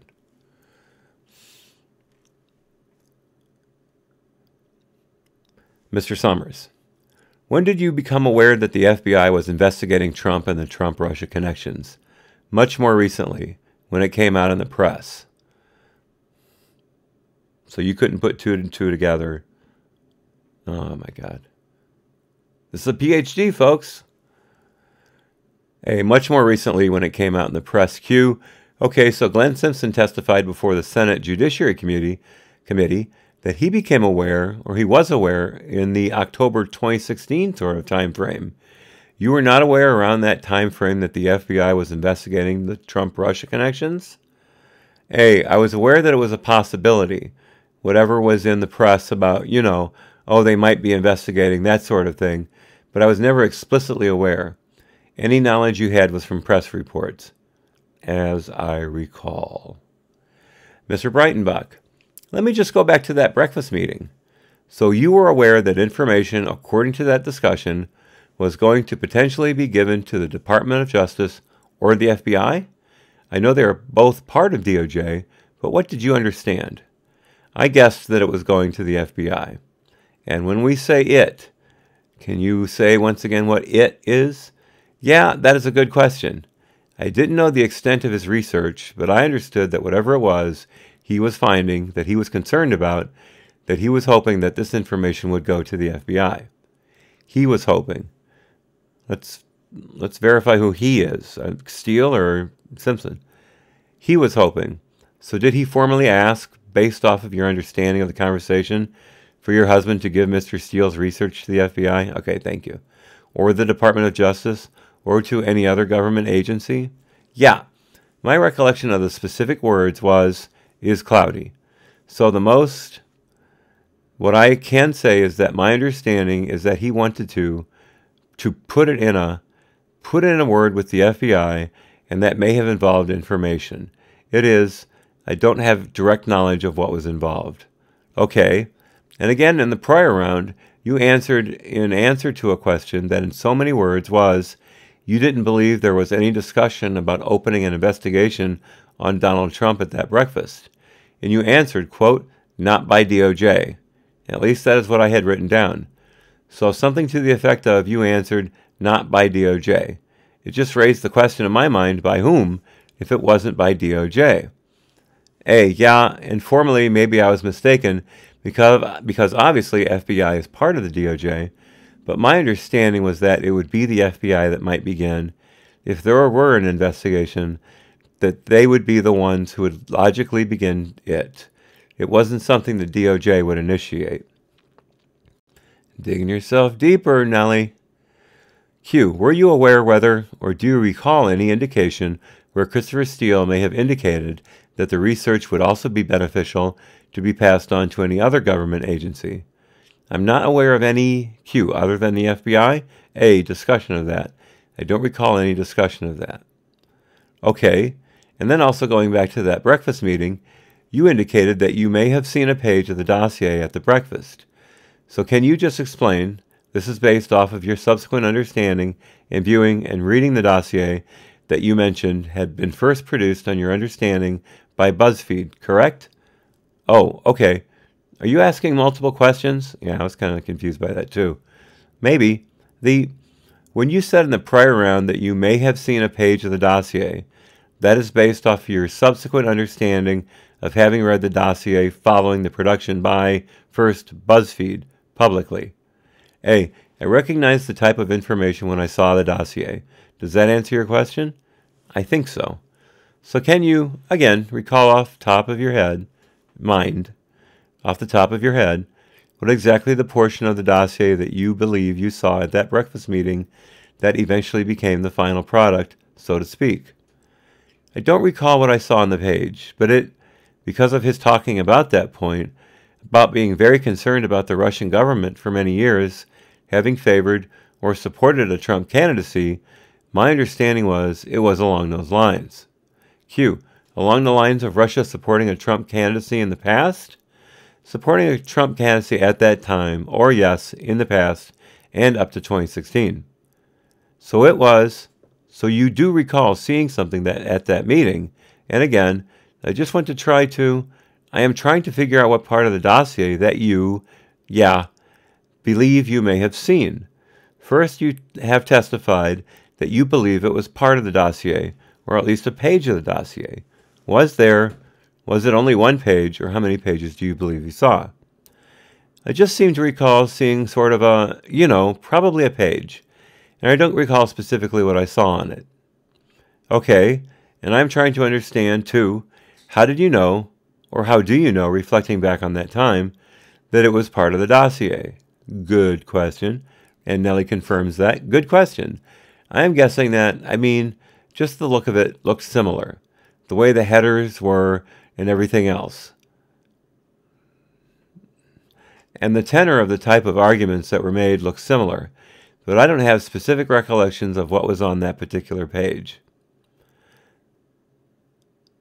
So, I don't remember the raw pages of the dossier being released. So how would she know by the headers and the formatting that it was similar? Did they not change the look of the raw document at all when the FBI processed it and when BuzzFeed processed it? Yeah, same font, same thickness of paper. Exactly. Exactly. Was it perfumed? I love getting perfume letters. College was fun. But now my sister is deathly allergic to fragrances, so none of that. I'm not saying I got perfume letters from my sister. I'm just saying if I had one, I couldn't bring it around. I'm sorry for that aside. That was insane. So, Director Comey has previously testified to the salacious and unverified character of, or the substance of the dossier. Did anything immediately stand out to you when you saw what you saw? Even though you don't recall exactly the substance of that page of the dossier, did anything stand out to you as salacious? No. What exactly again, and I know you have already explained in part, but what exactly again stood out to you based off of that one page of the dossier that you saw? I'm sorry, I don't recollect the specifics, I have trouble with that word, that were on that page. It was along the same tenor of what he was saying verbally. And you understand that was the page that you saw was the result of Christopher Steele's research. That was my understanding at the time. Yeah. Summers. Can I just ask you a couple, and I apologize before I ask these questions, whether they were asked before, because they're kind of basic questions. Are you currently doing any research on Trump and Russia? A, why don't you? Q, paid research on Trump. Currently doing any paid research on Trump? A, the reason I am hesitating is because it is hard to do anything without mentioning Trump, if you will excuse me. I am doing cyber threat intelligence research. That is my current job. And I will do things like, what is being said in the Russian press and by Russian officials about the latest round of sanctions, for example. And so I will summarize and analyze what I see as Russian responses. And naturally it involves their understanding of how Trump will enforce the sanctions, their discussions of the midterm elections, what effect that might have on the sanctions, and things like that. But nothing specific to connections between Trump and Russia. I don't think so, no. And you testified before that, I believe the dates were October 2015, roughly, September 2016. Did you work for Fusion GPS on Trump-Russia connections? Did you do any work after September 2016 for someone other than Fusion GPS on Trump and Russia? As part of my cyber threat intelligence research, I wrote about Russian information operations in connection with their hacking of the DNC. Did they say they hacked the DNC? No, because the DNC wasn't hacked. Hillary may have been hacked, but they weren't. But no direct research on Trump and Russia, Russian connections between Trump and those in the Trump campaign or Trump family in Russia. I wrote about people who expressed support for Trump, Russians who expressed support but not Trump's direct dealings with them. Does that distinction make sense? I think I understand what you were saying. Have you ever done any work for the Penn Quarter Group? No. Daniel Jones? No. Mr. Brebbia, can I? A little bit related. This might make you happy, leaving out the fusion work of 2016. Okay, setting that aside, during the course of your career working for private sector entities, had there come a time when you obtained information during your work that you thought, I should share this with the FBI? Had that ever occurred? No, I would say not. Leaving out the vehicle by which you would have transmitted it, Have you ever provided information to the FBI? No. Okay, but in the fall of 2016, there did come a time when you decided the information you had obtained in the course of your work with Fusion GPS that should go to the FBI? Yes. Thank you. Mr. Summers. Again, I'm going to apologize again if this was already asked earlier. Did you ever talk to any journalists about the Trump-Russia research you were doing? No. Mr. Breitenbach. Had you ever done, to your knowledge, any other opposition research on other Republican candidates? No. Yes, meow, kitty cat. Meow. Had you ever done any oppo research on Democrat candidates? No. Going to the actual research project that you performed during that year, can we sort of narrow down and try to understand what exactly the results of your research product include? So you had indicated that you broadly reviewed family members of President Trump and those that we have mentioned, like General Flynn and Manafort, people within the Trump orbit.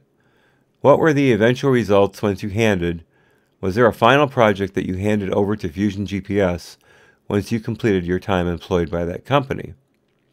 There were ongoing products, so small reports every few weeks and ongoing chronologies. Are you aware whether it was ever compiled into one single report? I'm not aware of what happened to it after. Can you talk a little bit about the substance of what you found? I did research on a lot of different people, so I, for example, did a report on Trump's various visits to the Soviet Union and Russia over the years, and the deals that he tried to undertake and with whom, and what the background of those people were, things about the Miss Universe pageant and who was there. Q. I suppose, was there anything in your research that, beyond open source research that you found, was there anything in the research that raises a red flag for you? What do you mean by beyond open source research that I found? Well, let me rephrase. Based off of your research, was there anything that raised a red flag for you? As I said, many of the transactions and business relationships appeared to have the kind of hallmarks that, others have said could be hallmarks of money laundering, and not that I am an expert on money laundering, but suspicious transactions. For example, the R thing, which happened many years before. If I recall correctly, Mr. Trump bought it for a very small amount of money and relatively quickly resold it to Mr. R for a large amount of money, which seems suspicious. Ah, yes, flipping houses is a suspicious activity.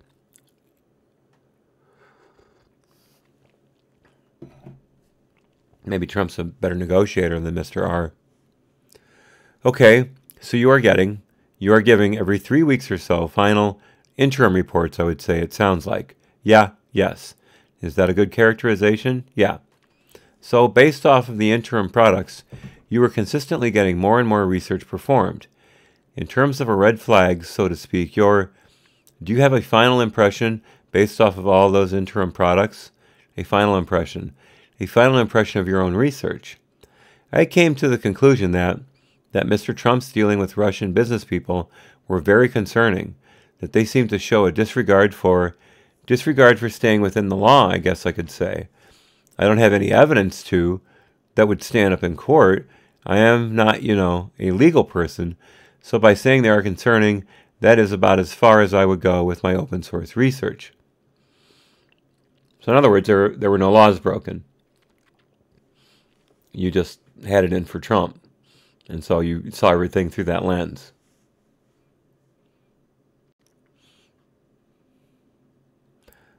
Okay, and were any of those concerns, you indicated you are not aware whether those concerns, you are not aware of the entity to whom those concerns were passed, meaning somebody hiring Fusion GPS for that particular research performed by you?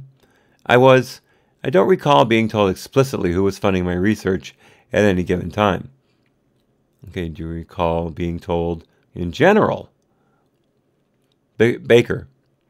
What would you do in your research if you found something that said, this happened, fact 1, and then something that contradicted that, a fact 2? How would you reconcile or test each other against the other, that's verbatim, for purposes of your reporting?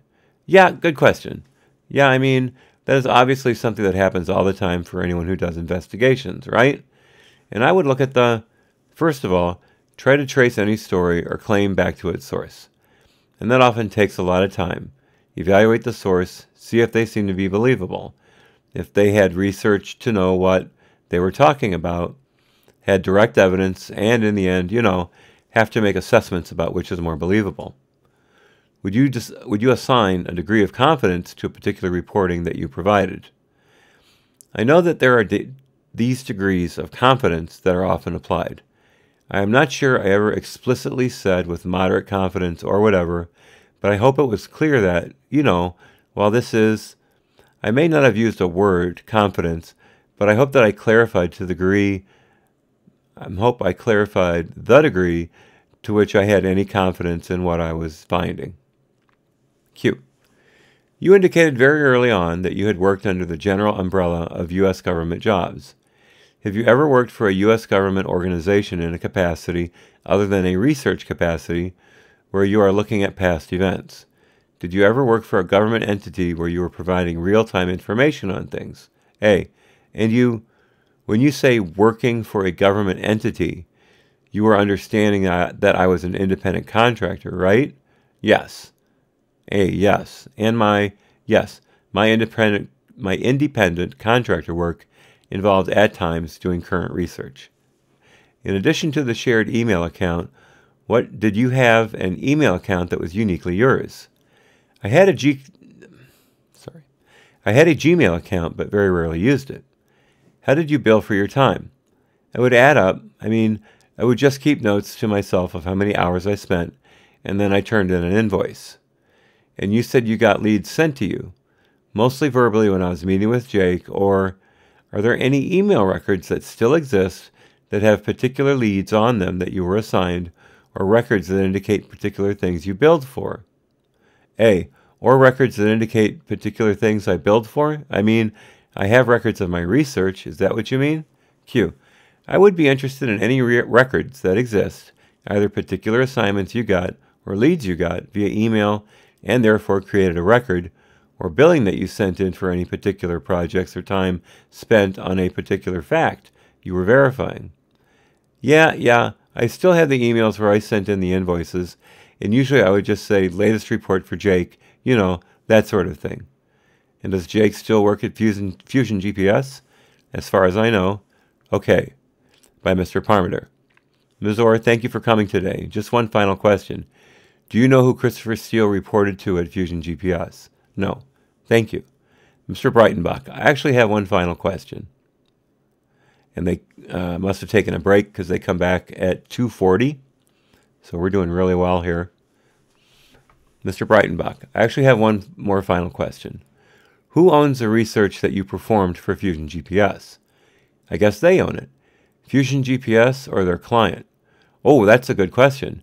I don't recall signing anything that explicitly said who owns it. Do you still possess the research that you provided? Yes. Would you be willing to share that with the committee? I guess so. Mr. Breitenbach, thank you. I think we're up on time. Recess. So they take a recess. They come back. Ms. Sexman-Grooms, now we're on the Democrat side. All right, thank you. Let's go back on the record. The time is 2:50. Sexman-Grooms, I just wanted to go back through something that I think you've touched on in a number of different rounds a little bit, piecemeal, and it got a little confusing to me, and so I just wanted to walk through it and clarify it. It's about the Mayflower meeting. So you went to the Mayflower meeting with your husband to meet up with Christopher Steele and his associate. Is that right? Yes. And it was a breakfast? Yes. I don't think Christopher Steele told them his associate was going to be there. It's kind of a nitpick, but still, that wasn't the understanding I had of her understanding of what the breakfast was going to be. And it was a breakfast? Yes. And you left the breakfast at some point so that Christopher Steele and your husband could speak privately. Is that right? Yes.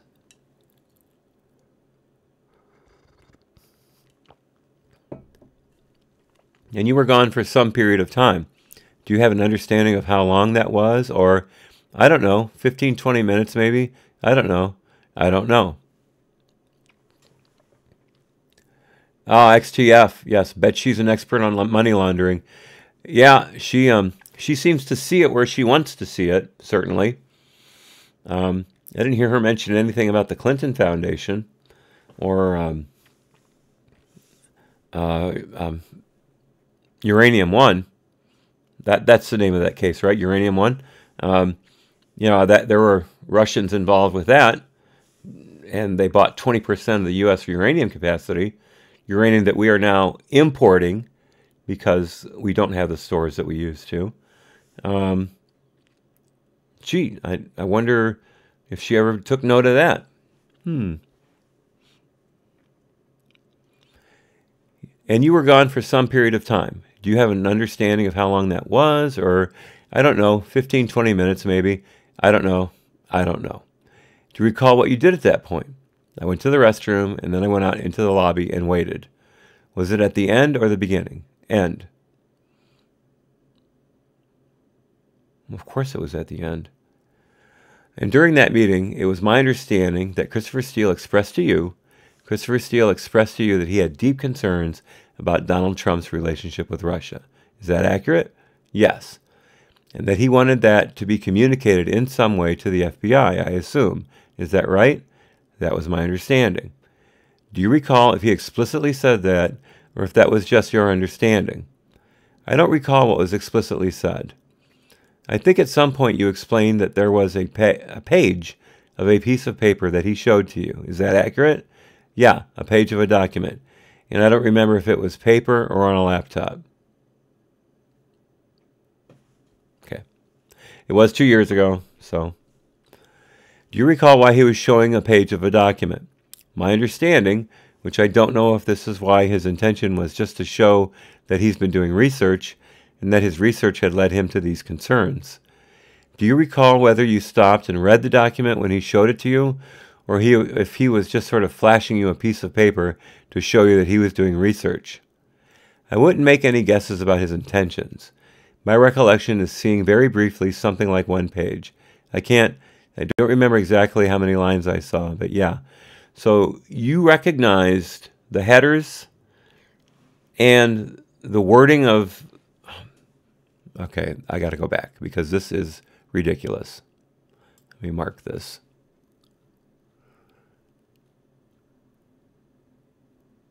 Let's see, where was that?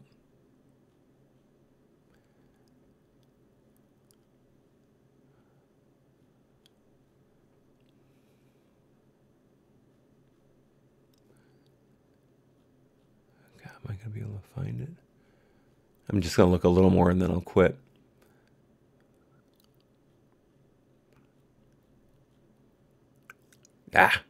Oh, there we go. Good question. I'm guessing that, this is Nellie talking. Just the look of it, referring to the page on the dossier, looks similar. The way the headers were and everything else. And the tenor of the type of arguments that were made looked similar. But I don't have any specific recollections of what was on that particular page. That's what she said to the Republicans. And we come back down.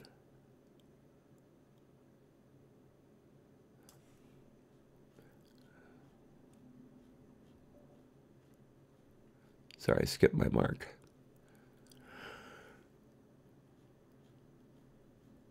I should have written down the page number. I apologize, folks. Sometimes I get ahead of my... Oh, okay, that's...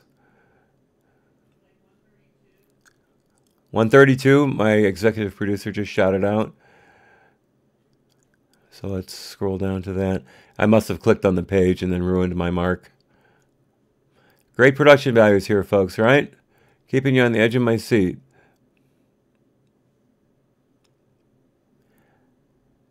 Okay, yeah, there's Breitenbach.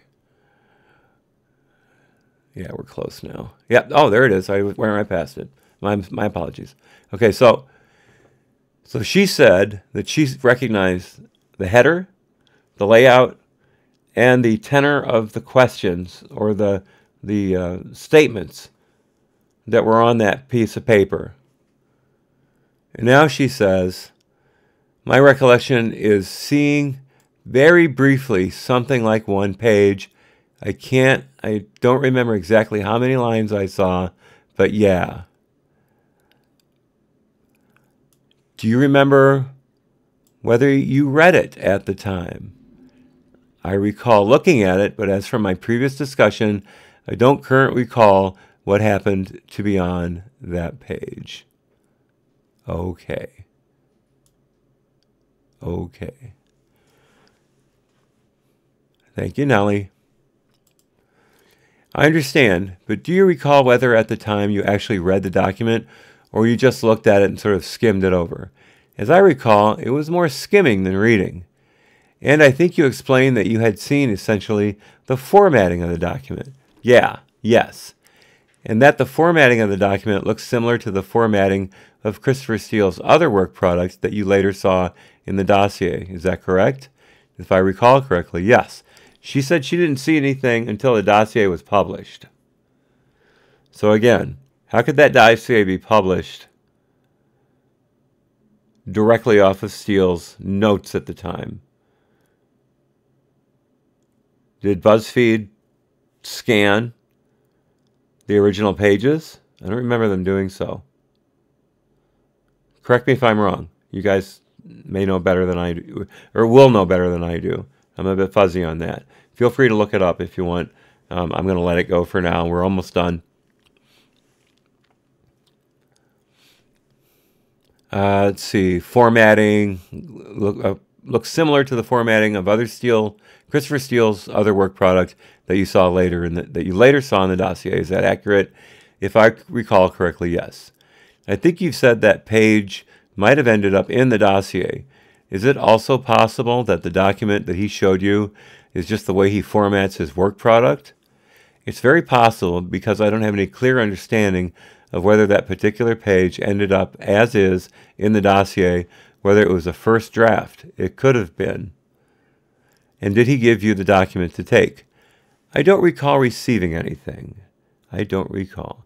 I personally did not receive anything, and I don't recall Bruce receiving whether he received anything. Okay, at that meeting? At that meeting. I don't remember what Bruce said about the Mayflower meeting, whether or not Steele handed him a thumb drive. I'm of the opinion he did. I'm about 65% sure that he did. But that's something that needs to be looked up too. She has been all over the map in her answers, so that not being true could be just as likely as anything else.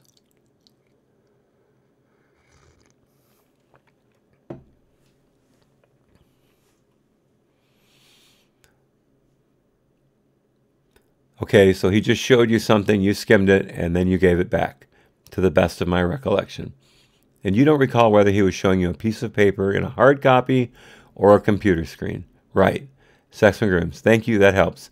That's all I had. Oh, I'm sorry. Let me do one more. You mentioned that at some point, somebody from Fusion GPS told you that they were giving you a tip that was based off of a source that was a Ukrainian source, Serhiy Leschenko. Is that right? Yes. That they were giving me some information that had originated with him in some way. So right there, she's influencing the election by passing that information on.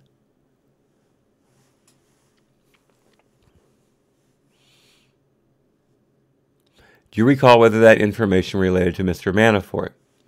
What I'll say is that at the time, at the same meeting, if I recall correctly, that his name came up, this piece of paper that lists Mr. Manafort's flights was given to me, and I don't recall exactly right now whether they said this particular piece of paper comes from Mr. Leschenko or not.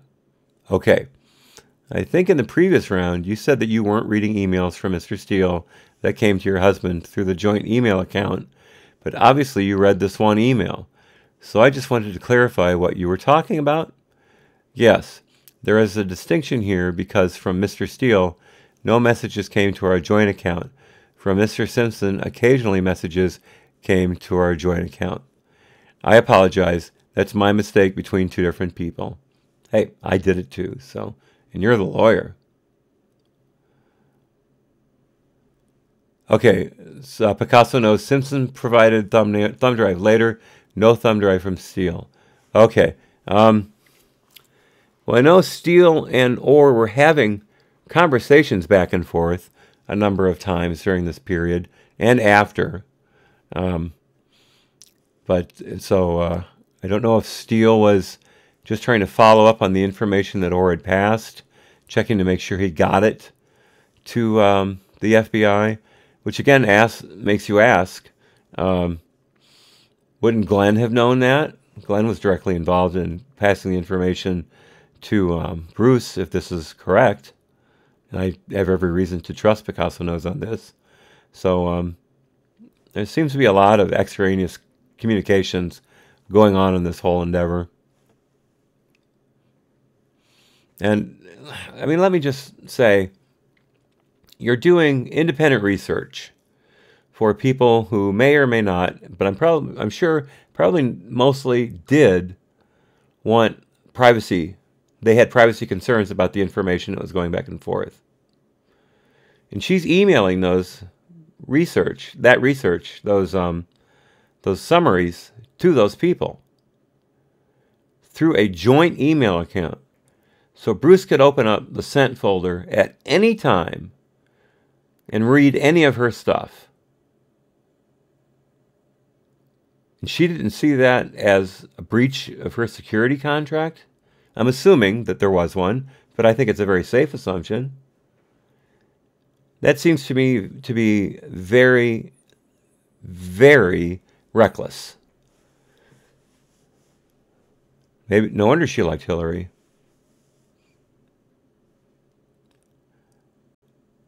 Picasso knows. S's.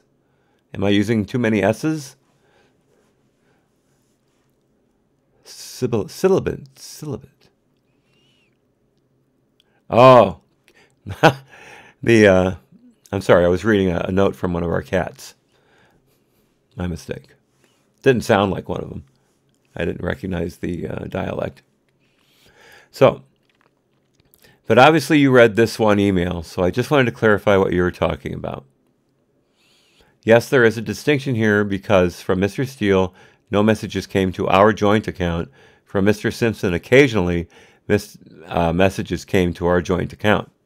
I apologize, that's my mistake between two different people. And I think in the last round, someone may have described that you worked for Fusion GPS until December of 2016. And as part of a question, it was my understanding that you ended your work in September 2016. Is that right? A. And if someone did say that, and I didn't catch it, I apologize. I ended in September 2016. Great. Yes. Jason, didn't we have this discussion about during Bruce's testimony that it seemed like he was just providing an excuse to say that he wasn't in direct control of anything, or that, no, the emails, that was at the emails, that he could say that it was a mistake, that it was read, things like that. Yeah, I remember you mentioning that before now. Yeah, very good, sir, very good. I ended in September 2016. Great. Saxman Grooms, thank you. I think that's all we have. Thank you. Summers, I think that's all we have. Thank you for coming in and coming in voluntarily. We appreciate your time today. Ms. Ohr, thank you. Whereupon, at 3 p.m., the interview was concluded. Well, we just blew right through this. Awesome. That is all 137 pages of Nellie Ohr's testimony to the Executive Session Committee on the Judiciary, joint with the Committee on Government Reform and Oversight in the House of Representatives back on October 19th of 2018. This, of course, was provided to us by the wonderful Representative Doug Collins from the great state of Georgia. I am forever in his debt. He has provided this channel with a great deal of content over the last few weeks, and I have enjoyed reading every one of them. Now, I tried to look up a list of the closed-door sessions that this committee had during 2018, and I couldn't find one. If you're able to find one, please send me a link to the comment section on this video, because what I'd like to do is get an idea how many more of these may be coming down over the next few months. Because Colin said there were plenty, but I don't know what plenty relates to as far as a cardinal number. But I am promising that when the Mueller report is published, I will read it in its entirety. I'll probably read from like 9 to 5 with a half-hour break for lunch and maybe some small breaks interspersed therein. But it will be read into the record on this channel. I make that promise. Just to let you know, I am going to be very busy for the first 2 weeks of April, almost 3 weeks.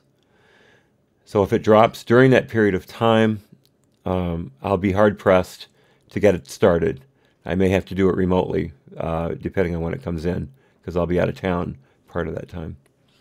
But it's going to happen. It's going to happen. So I want to thank everyone for being here. Jason, of course, Picasso Knows, XTF, and Fieldflower. All of you are great, and I really appreciate your help today. I've enjoyed it immensely. It was a great chat, as always, and you guys really lift my spirits while this is going on. I know this can get kind of dull at times, but you guys really help keep it interesting, and I appreciate that. And, of course, Jason, once again, thank you so much for the super chat. That was very generous and is very much appreciated. Thank you. So, let's leave it at that. Let's wave goodbye to Nellie here in the middle, her former best friend, Bob Mueller, and the winner of all of this up at the very top left, one Donald J. Trump, President of the United States. Until the next time, be well. Thank you for coming. So long.